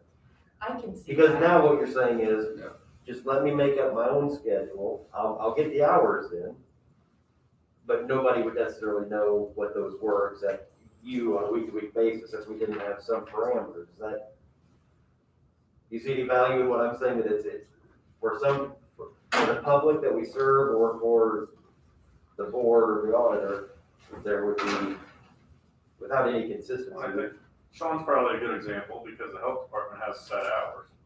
So, to a certain extent, we expect you to be there those set hours. We understand, like, you're here today rather than there and stuff like that. But for the most part, that's what we'd like you to be there is when, 8-4. And if a day you get held over 2 hours, I don't really have a problem with you getting those 2 hours back elsewhere. But I think where we're coming from is we don't want you to decide that I'm gonna work an extra hour each day so that on Friday I can take off early. And I know there's some trust there, but I think we all know there's some people here and there that would take advantage of the system if we allowed you to do that. Yeah, you bring up a good point because Megan's in a much different situation than other offices might be. Just like the sheriff's department with your 911. Yeah, and I don't wanna speak for 911, but she's in a similar situation where she will have to supervise, or whoever, the director will have to supervise people who are there from all through midnight, and it's important that you're there with those people. I agree. But I think you could probably sit down and say, this is my typical work week, and this is where you could typically, if you just pop in on me, this is where you're typically gonna catch me here. These are where I normally work my 35 hours, and then that becomes the expectation. And, you still have some flexibility, but for the most part, these are the hours I'm gonna normally work. Not just, I'll be here 35 hours a week, and that might be, 4 days at, 10 hours a day, and I got 40 this week, or 5 days at 7, There's flexibility there, but. I think it's probably time that we put this to rest for today's meeting. We've had a little discussion, no action is being taken. But if anybody from that it affects has any feedback, we're happy to have it. And to Marky or any of us, and we can. Yeah, and I would just comment again that it never was about not trusting what's going on. And even the 1% that would abuse it, it was never about that. It was about adding some guidance, if you will, or some understanding of what the expectations are for the whole process. So if we can do that in some easier way that works for you, I'm open to that. Any other comments from anybody before we stop on that part of it? Okay, let's move on to the second part of it, the COVID compensation, or looking at, so one thing that was brought to our attention was the tremendous amount of extra hours being put in by Sean and Tammy over the last 1 year of this pandemic. Someone also had mentioned to me, Marky left the room, but has Marky been putting in a number of additional hours? Has anybody talked to him about what he's done? Making sure he has. He's been putting in some, because I've been sending him stuff after hours to, as far as temporary employees that he has to get on for the next day or something. So he's been working over too. I don't know if he, I don't know. Whether Unless he's he's, putting in a lot. unless You mind he's grabbing him? flexing his Oh, time. yeah. Because we never do that. I don't know. He may more fall under the guidance of, in other words, can he recoup some of those hours, the way Brent does or Steve does, like other department heads do, or are you saying that we need to pay out? Right, I wanted to just ask Marky while he was, Marky, I was just gonna ask, because we're talking about Tammy and Sean, have you, just because I don't know, have you put in what you would feel like over the last year is just an abundance of extra hours where we need to give consideration to you having additional pay due to the pandemic or the situation that we're in? Over No, I'm budget? fine. I'm fine with doing what I've done, so I've not done anything near as crazy. I mean, I've had hired a lot of people, but I put in extra hours, but nothing like them. So no, I'm fine. Again, Yeah. another reason I bring it up is I don't want you to be forgotten. No, Because no. because of the extra time that you do put in as well, and it's appreciated. I just didn't know if you had those hours we've seen from these two employees, if you've had anything like that. No, I Okay, think it's definitely just Sean and Tammy. Yeah, I was gonna say, you haven't heard from other department heads? No, actually, I don't know whenever who that would be, but that are terribly affected by the pandemic. No, actually, whenever I talked to went around and talked to different exempt employees, we actually talked about that situation, and yeah, it's been primarily just those two departments, so. All right, thank you, Mark. Yep. So I'll give a couple comments, then I'll pass it on to the other two to make comments. An employee at the health department that I won't name says that she said this quote to me. He doesn't know that I'm asking, talking about Sean, but a few employees here feel he needs more compensation because he's considered salary, and she was just putting forth that she thought he earned it and deserves it, and that she quoted also that he is irreplaceable. There's your second approval of it. There's your compliment from the mayor. So you're getting recognized by the people that you work with, as well as the commissioners are the commissioners are also recognizing your work. So I wanted to, make that known. I don't know if, so I've gotten a little bit of feedback from some other folks, but I would say that I am comfortable with, due to this emergency declaration, that there's some COVID compensation that should be given to these two employees for their, not only exemplary work that they've done, but all of, for something for the extra hours and time that they put in. So I'll just start with that brief statement, and I'll go to Commissioner Hostetter. Or unless you're not ready, I'll go to I'm not Commissioner ready. Okay. No, I would agree. that the question is, how much and what the right amount is. And, the spreadsheet that I handed you here has the 613 MA, I think, and 357, whatever it is. And I suspect the reason for that is Tammy's been involved directly with that before Sean was even director. Yes. And probably putting in more time at that time than what you are now, compared to Sean. So, I think I would like to see us, when we determine a value, I would like to see us base it on those hours and their pay rate. And so multiply those hours times their pay rate, and then decide, okay, what percentage then would we be comfortable with paying out? But base it on the number of hours they put in and their pay rate. And these hours, I think, reflect the middle of February, around the middle of February, so maybe we could even update what it is today. That's a way of approaching it. I appreciate you putting the time into it. It does give us a baseline. I mean, we could just go with a stipend otherwise too, as far as that goes. But this way, it reflects more what the individual has done. I think Marky had sent something to all of us that he said that he had looked at DeKalb County. I don't know how he came up with DeKalb County, but that what they had done is given bonuses of $1,500 and $750.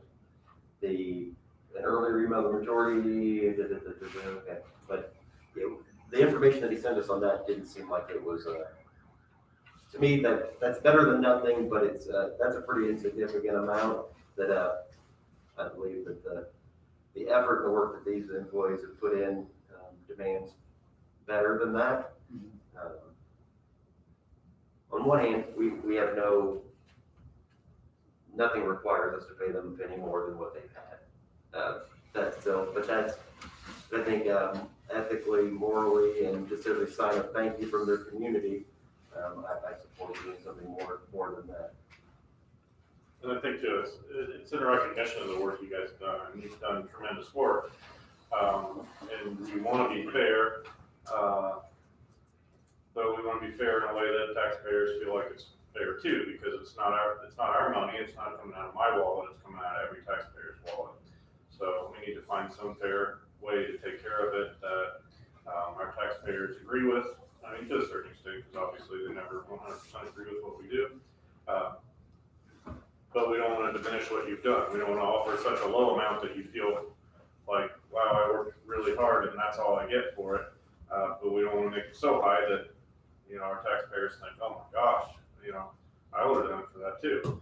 So we just have to find the happy medium between what you guys deserve, and we probably can't give you enough for what you actually deserve. And for the record, they've not asked for a penny.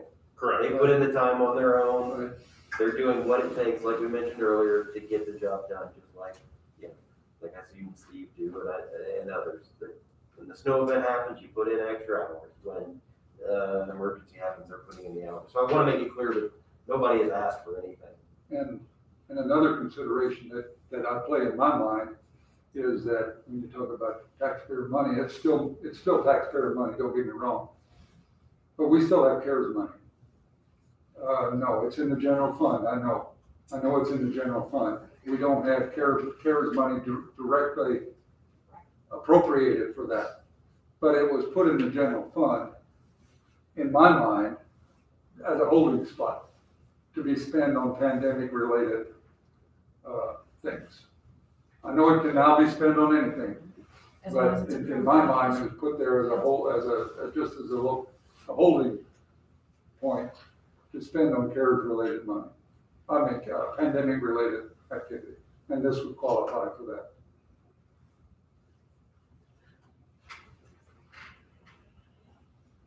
I agree.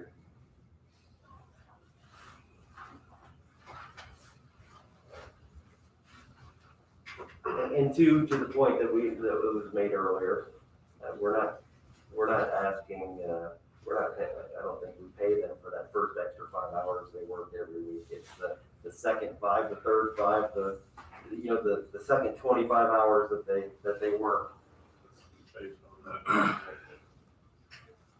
So what you're saying right now. Oh, I see what you mean. Yeah, that was without that 5 hours. So basically. In column 2, I subtracted 35 hours, thinking we might go to this flex time, and then they'd have 35 hours. Yeah, so he took off with it, so if you take this number and this number and add them together, that was the total. That's not the number I used that one, so I shouldn't have did it wrong. But if you took 52 weeks times 5 extra hours, that's the number I came up with. I'm not saying that needs to be the number, but out of curiosity, I just wanted to extend it. So this number should be over here. Not this column. So this would be about where I'd be comfortable, possibly. It's a little better than this. My initial thinking was in this range. But, so Commissioner Bromas, I think, would you say that you were close to the 33% rate? I would say column 3, or 4 minimum. So I think I'd be comfortable here. That gets us in between the two of those. So just because I don't want to be conducting business in private up here, what I was saying was about $6,000 for Tammy's work, which was over and above by 357 hours. Is that what no, 613 hours. 613 as of middle of February. For about a $6,000 payout, and for Mr. Werner, about $4,000 for his hours. How many is there, Mr. Rustin? Let's see. 357? 357 for I sure. believe that's less than, that's between a third and half of what their hourly pay would have been for that amount of time. It still doesn't fully compensate them for that time, but I think it's a nice goodwill gesture, would be where I would look at it.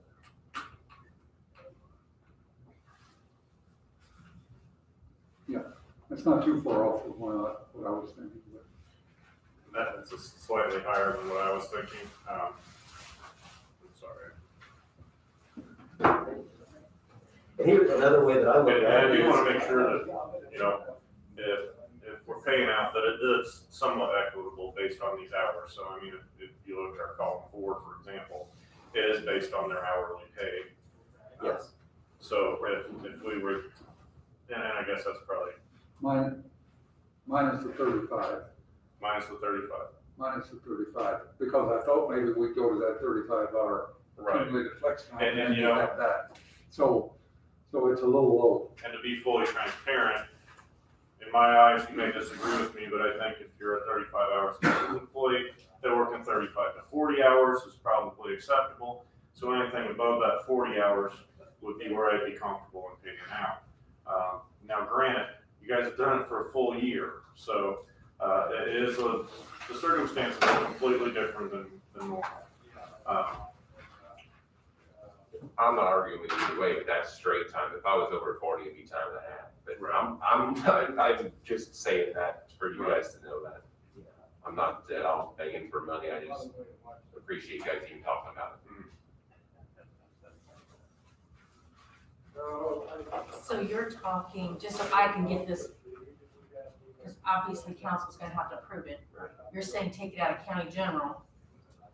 We're gonna have to create Tammy's paid out of county general, Sean is not, so we're gonna have to create something to pay this out of some other line item.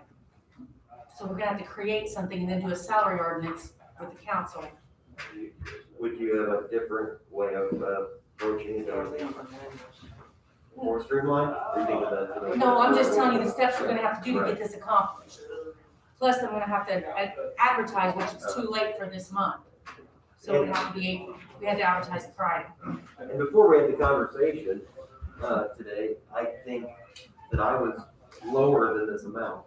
I thought initially, I'm like, no, but then I thought, if Sean would have come in, or if Tammy would have come in sometime 5 months ago and said, I'm already working 45 hours, I'm not gonna work any more than this, I need some more help, I would have supported giving them that additional help.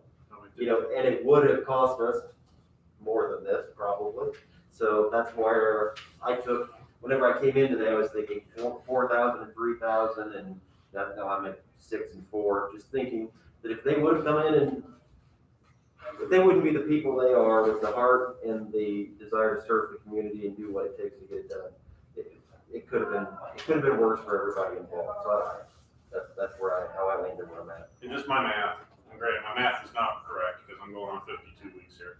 My math, if we took that extra 5 hours, the 35 to 40, off, Tammy worked an extra 353 hours, Sean 97. If we paid you out at straight time, that would be 9,700 and change for Tammy and 2,800 and change for Sean. I don't know, our taxpayer could stomach quite that much. And like I said, my math is off. So I don't know how many weeks Sean worked over. I don't know how many weeks Tammy worked over. I think about a year, but Sean took the position a little later, so I'm not 100% sure on my math. Yeah. No, I think that's a big deal because. But I want to throw those numbers out there because if you were paid straight time for your hours, that's what you'd be getting. And I want to be equitable based on that. So I know it should be a high number, and you know, Chad's number is 6,000 and 4,000, I think is a reasonable number. It's a little higher than where I wanted to be, but I do think it's reasonable for the work you guys put in. I know it's not straight time, it's not exactly what maybe you should be paid, but I think you made this point that Tammy's been doing this for a year. Sean's been doing it for 7 months. Since June 30th or July 1st. Yeah. So it's more like 30 weeks than 52 weeks.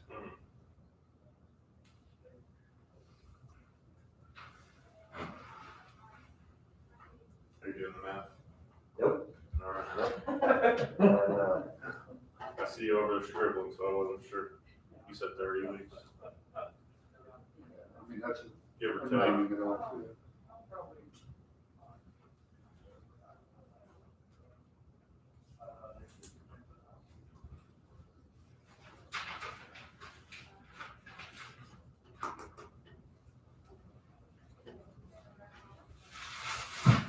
March 17th, is that when it all started?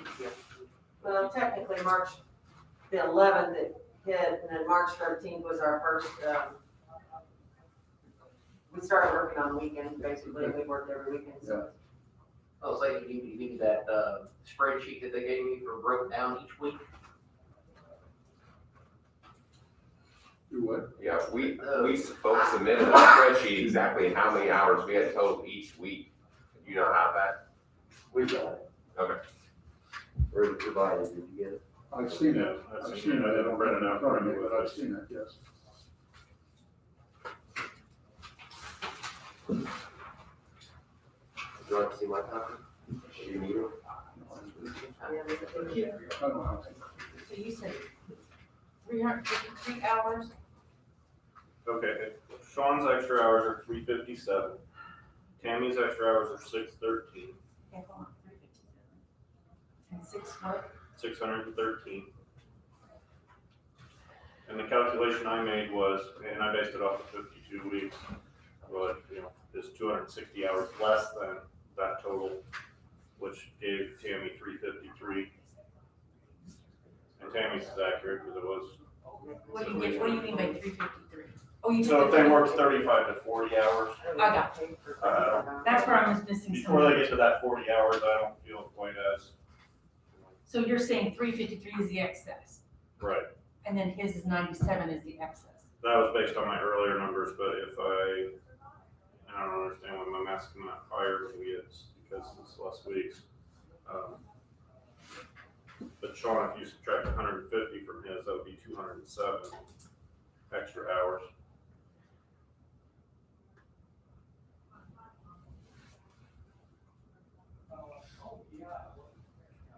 Yeah, that 207 times rate of pay.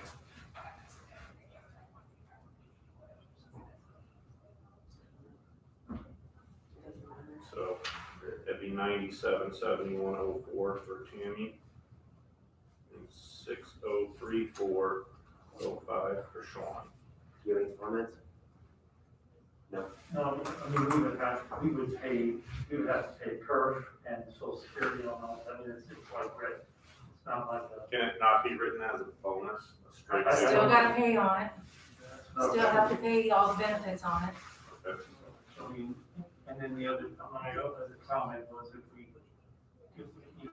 we would want to put it into a fund if, it sounds like we're gonna get additional money from this last Senate bill or federal bill. I mean, would we want to put it into an account that, we would have to justify any additional COVID expenses? And maybe that's not the case.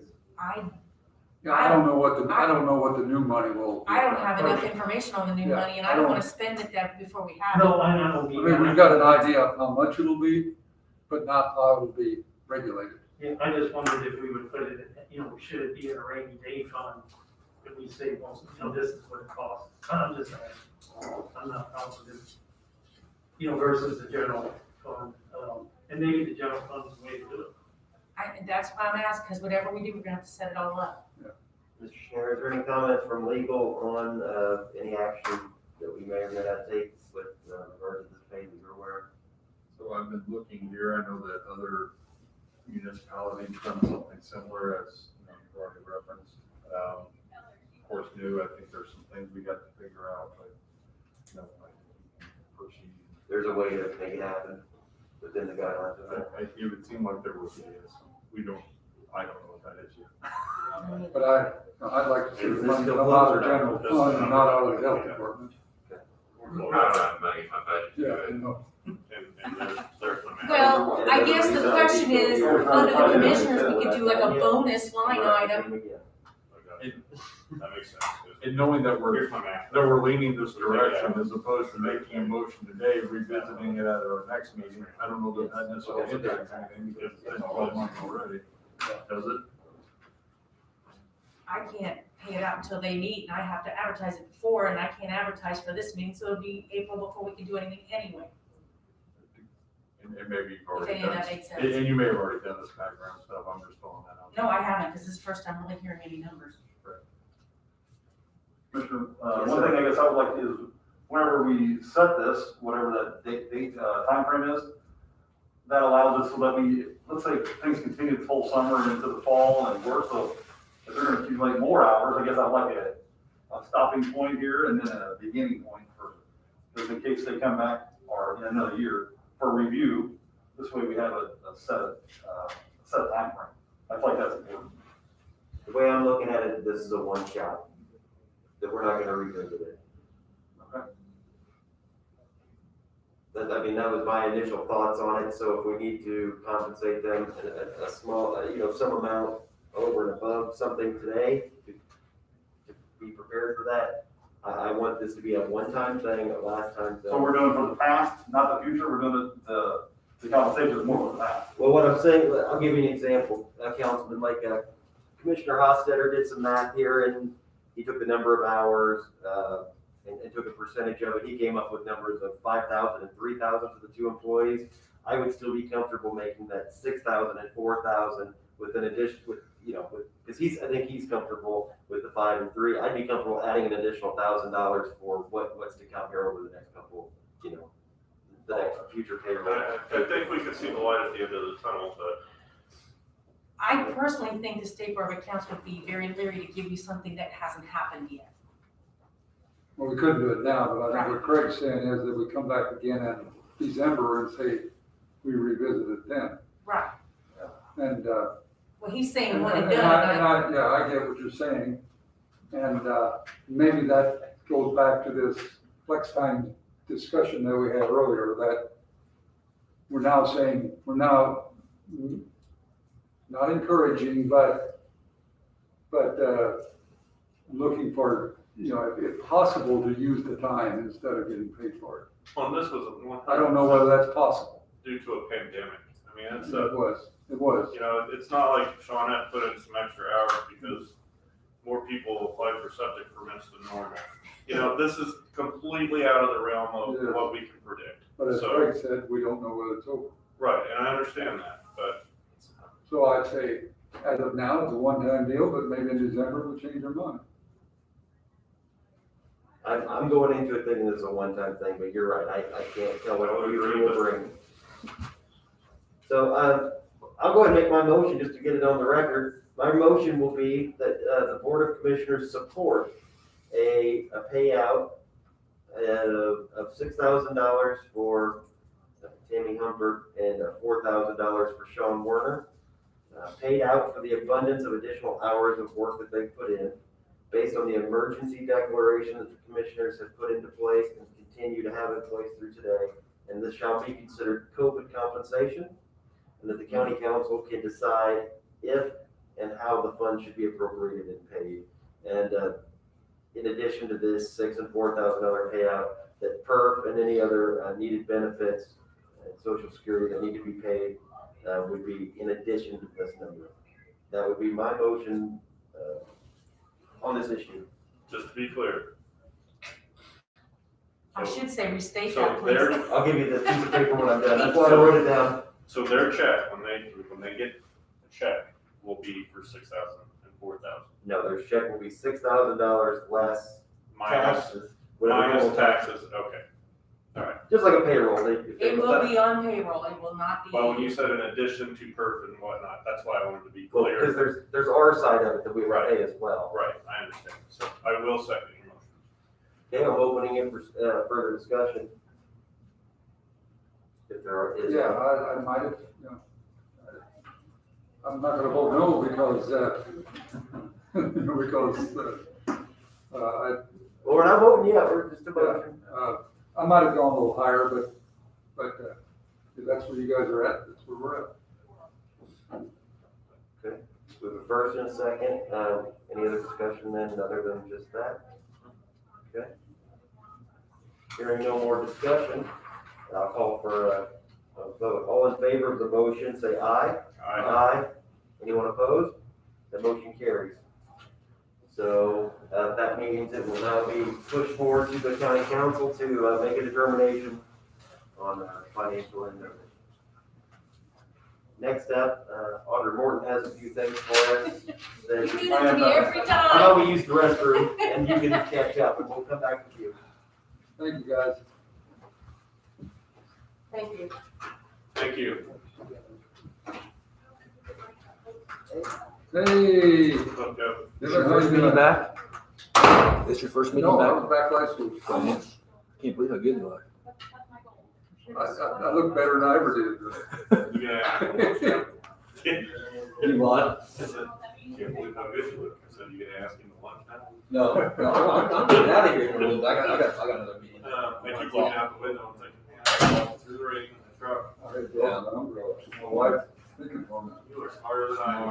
Smart. Wow, you look good. I feel good. Yeah. I feel good. I mean, I'm not back on my strength wise. But I don't have any annoying issues. Even your eyes aren't healthy. I mean, you look like you feel good. See a lot in the guy's eyes. Well, I didn't know that I had trouble, so I didn't know that I was good. I couldn't hold that before, though. You were seeing it on me, so. Let's see, I don't remember that. It's not supposed to be? I don't remember that. Not at all. I was getting on your door. I had a burning in the lungs probably a month before surgery. When I'd exercise, when I'd get on the treadmill and walk. When I walk down the hill and back up, I'd have a burning sensation in the lungs. That I thought was a lung infection. And it did, so like 3 weeks, I got an appointment with my family doctor. He didn't look at me very long, and he said, this is. So it's really pending county council. That was on Friday. Monday, I got a heart cath. If It in does house, pending. Bishop, what's your code policy? Lucky boy. You know what I've done? Okay, Friday, these things happen every day. But since that happened, I told you about Tom How Sherman. about that?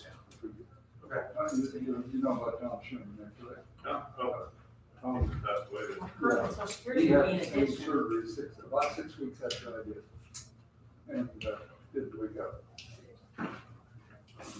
And then, last Friday, I went to a funeral, a lady, a friend of ours, who just got COVID. Benefits. A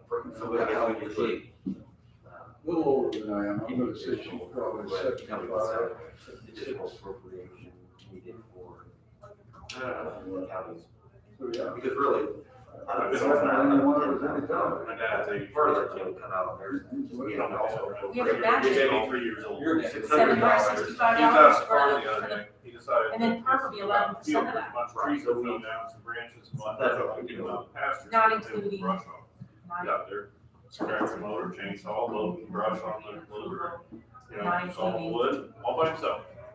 I'm like, one of these days we're gonna find you out here in the field. But his And I additional said, work, you gotta take it easy. And the reply was that. compensation, not County including. file. I do it, so I wanted it. Well, you guys don't have to worry about it. In the 2 weeks prior to But it's like, this happening. I think the reason I need you to guys put stay healthy here, is stay additional happy. hours of work, Oh, not. I guess you got to go to me to get out of here. But, yeah, okay, Let's see. good to be back. Good to be back. I've been back since Well, you guys really don't have to worry about the benefits, we'll worry about that on the other side. Well, the place cleaned out. Yeah, they don't care about what Sandy has to say or did, I guess. Nobody ever knows. I'll stay, Sandy. I'll stay too.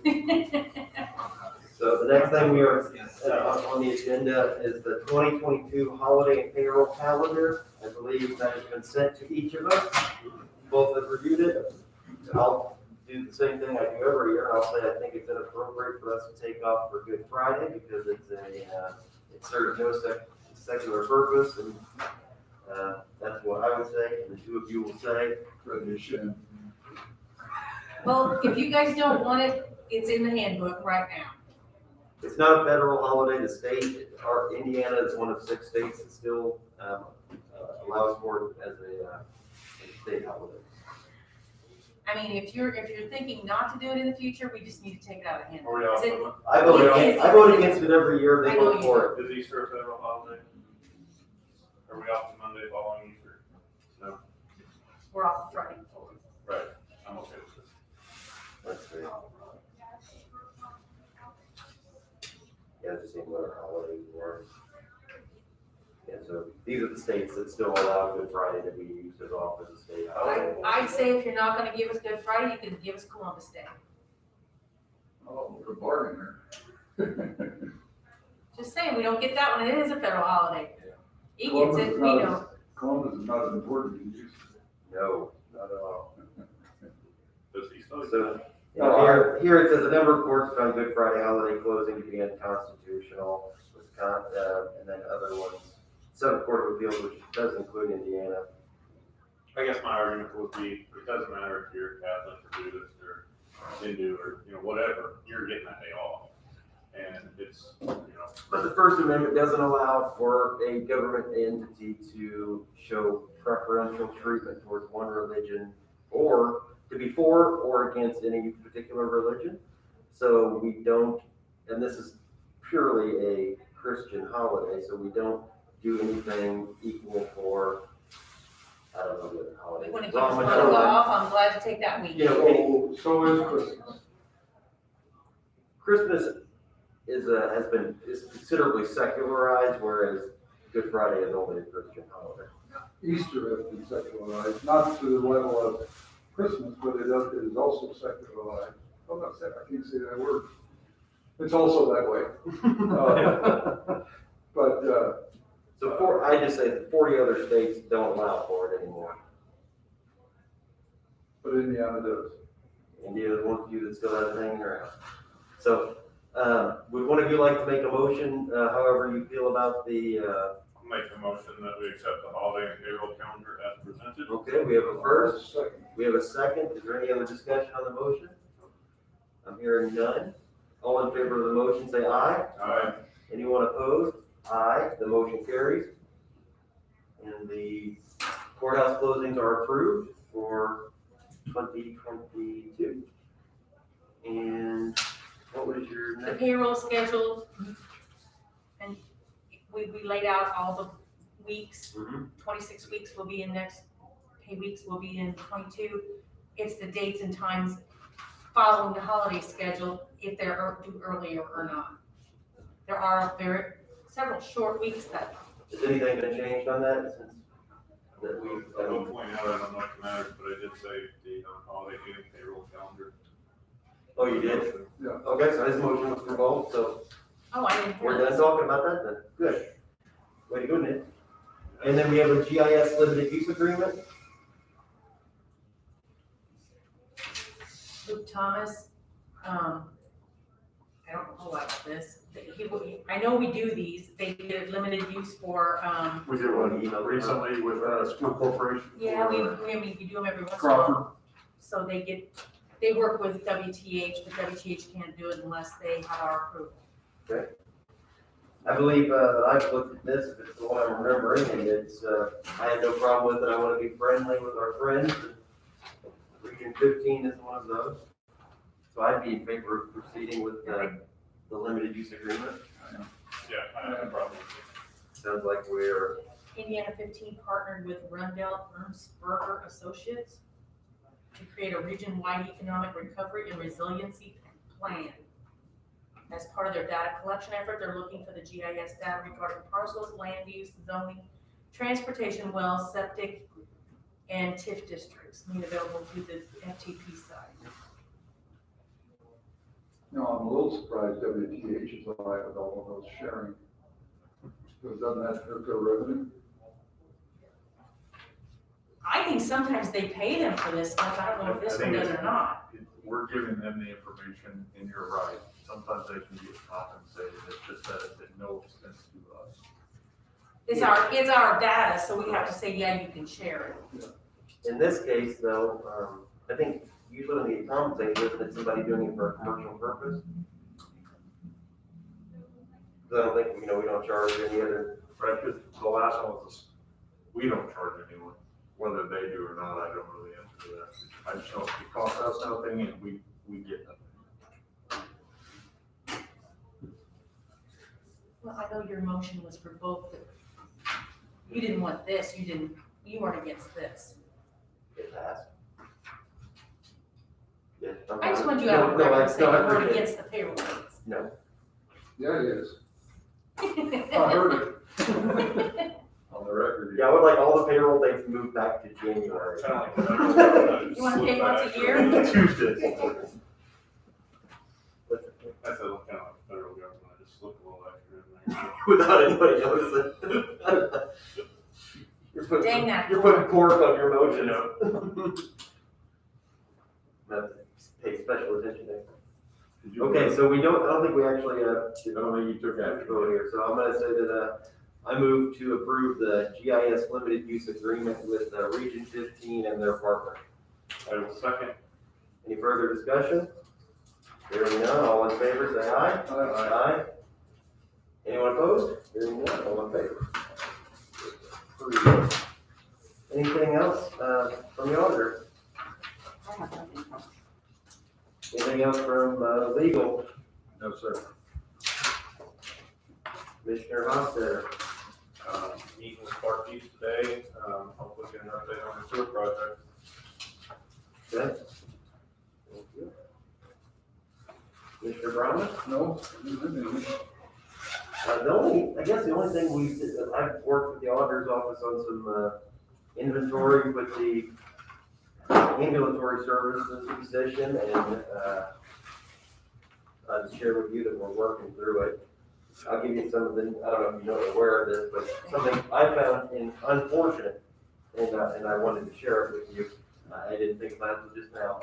If you'll remember, Commissioner Brahmas, back in, end of 2015, you would have been the only one on the board at that time. The Board of Commissioners approved the purchase of approximately 16 iPads at that time for ambulatory services, because they were gonna put a program on it that was gonna help them with what they're doing. Some kind of charting program. So it turns out, those were purchased, never used. Never used. The programming It wasn't iOS based, it was supposed to be. Right. We should have got a Microsoft product and we bought iPads instead, so I was never made aware of that. I don't think that your boards were ever made aware of that. I don't recall being made aware of it. So the majority of those items were stored and left unused, and, in the amount of maybe a $6,000 payment, or I don't know the exact number, but thousands of dollars. So they were never used. When Commissioner Hofstadter and I, since we've been on the board, we've approved the purchase of 8 additional ones for a similar thing, where there was supposed to be a program put on them that they could use for the services they're providing. It turns out that, again, we bought the items, they're not compatible, only some of them were used. And should we have known the second time, certainly the second time, that they weren't compatible? We should have certainly known both times, it would be my thought, that even if it's just an error, or maybe the company changed something, I think that it's an issue. And and now that there may be a transition as the current director, she's no longer going to work at Memorial Hospital. The auditor's office has been working with them on doing some inventory, and some of those 24 are unaccounted for. And so, long story short, it's just something that we're looking at, and it's a concern for me and a concern for the auditor's office. Just something we're working through. But it's very disheartening. That it didn't work once, we did it, and you make the same mistake twice, and neither time were we made aware of it. Fooled me once, fooled me twice, yeah. Well, currently, I'm trying to come up with ideas and to use these, and there's 20 something. So current thoughts were, I reached out to Sean and said, clinics I know are needing some possible. Lanford wanted something that they could carry to and from court. They've got it. They did get it. They got their Surface Pros. And at least the early ones. And then my other thing, I reached out to Brent and said, could we possibly use it here in this room for our purposes of going live after? So we're looking into that. I know he said he could probably use one. We have people who could probably use them. I just don't want them to go to anybody to sit If there. they don't get used, if we could declare a surplus and sell them, at least we get something back. Well, that's what I was gonna say, I don't know how much value they have after 6-7 years, but. Well, some of them are only a year, Some are a year old, some are really good shape. The newer ones, yeah. but they have not been used. Certainly we should get them. They have cases that go with them that are also expensive. Yes. certainly we ought to take possession. Well, they're sitting in my office now. I have, well, the ones that aren't missing yet, we're still, Well, I believe the ones that are missing, we should probably get full repayment for them. I mean, we can accept the fact that, the ones that are 7 years old aren't worth what they used to We be, gotta get a repayment but, for, but from who got it? ourselves. Would the hospital be the ones who ended up with them? No, I the just- hospital would be the. I know when ambulance she was leaving the employment up there, I said, we need our inventory, we need to know where it is and what it is, and we're still working on that. There's still some missing, so. So there would have been the maximum value of those that you originally, the maximum value is the day you find out you can't use them. That's when you need to take care of it. It should have been, we could have found other uses for them, and last year would have been a perfect time to have 15 additional iPads available for people that were doing remote work or, and to not find out about them until the audit took proactive action. Yeah. How does this board feel about having an ambulance director that is not an employee at the hospital? And I'll say my part first, but I think we were all aware that in December that this may be where she worked half of the year as the ambulance director and an employee memorial, and after that she wouldn't. And the way I looked at it was, she's a 30-year person doing this. I respect and appreciate the past. That I was okay with that, because then that second half of the year, she could train in a new person, show them what she's done, work through a budget with that person, and then possibly for 2022, we could appoint someone new. But now it's moved back to March, or, she's going to be out of her employment up there sooner. She's done. She's done Friday. Are we still comfortable with having the current person finish out the term? Well, let's take the person out of it. Are we better off having a hospital employee, or are we better off having solely a county employee doing this? Well, Susan gave us she replied to all of us with her thoughts on it. I saw that. Prior to missing inventory, I would have said I'm 100% comfortable with her. Well, Finishing I agree, but that's personnel. I'm just talking about how the whole process works better, and I know that she implied that it would maybe work better as a separate employee from the hospital. Maybe this is to your point that I don't know that I buy that. In other words, yeah. What was her motivation in saying that, I guess is what I'm saying. Is it self-serving? Yeah. So I don't know how to answer that.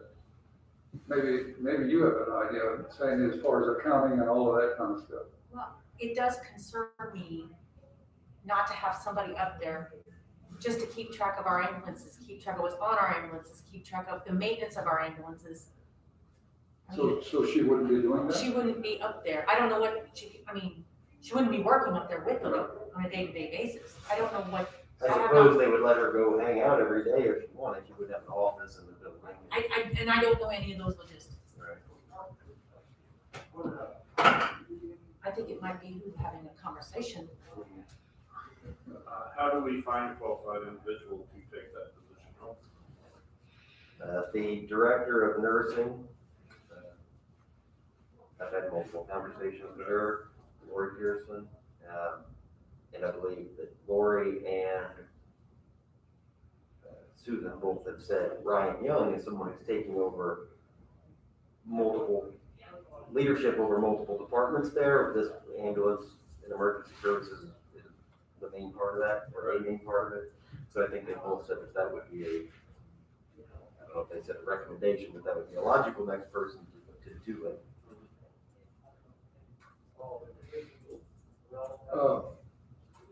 Back to Susan and what you said. Is she still planning just to work out the year then, or is she going to be on that? I know it is. She plans to work out this year, and it's up to us who we appoint for a future appointment. She has no intentions of wanting to stay around beyond that. I can't say that. And I don't know that, to me, I don't know that it matters. Yeah, no, I don't know either.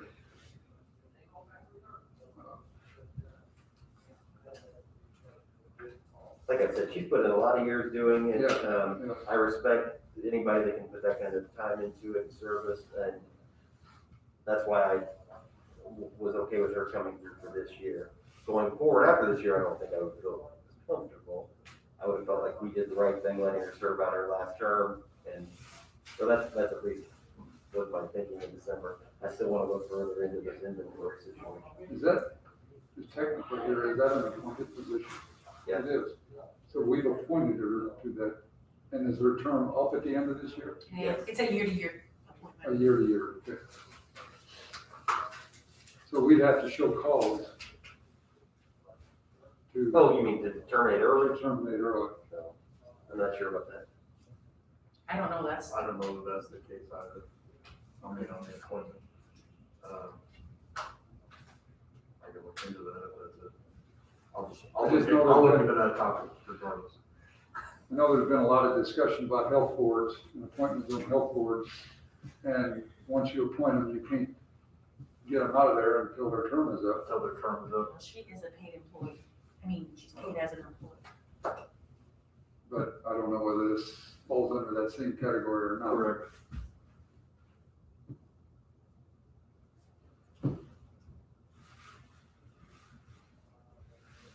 That's all I have, and Mr. Schneer, if you'll just send us whatever feedback we get, maybe in the next I will. 5 days or Yes, so, sir. next week or so. Any other business? No. Any public comment? From the clerk? Any public comment? Okay, Steve, you're good? All right, hey, thank you, everybody. Close the meeting. Are you? I do have some comments now, not public comments. It wasn't off. I was gonna say, somebody wanted to stop over and talk. Yeah, that's what I wanted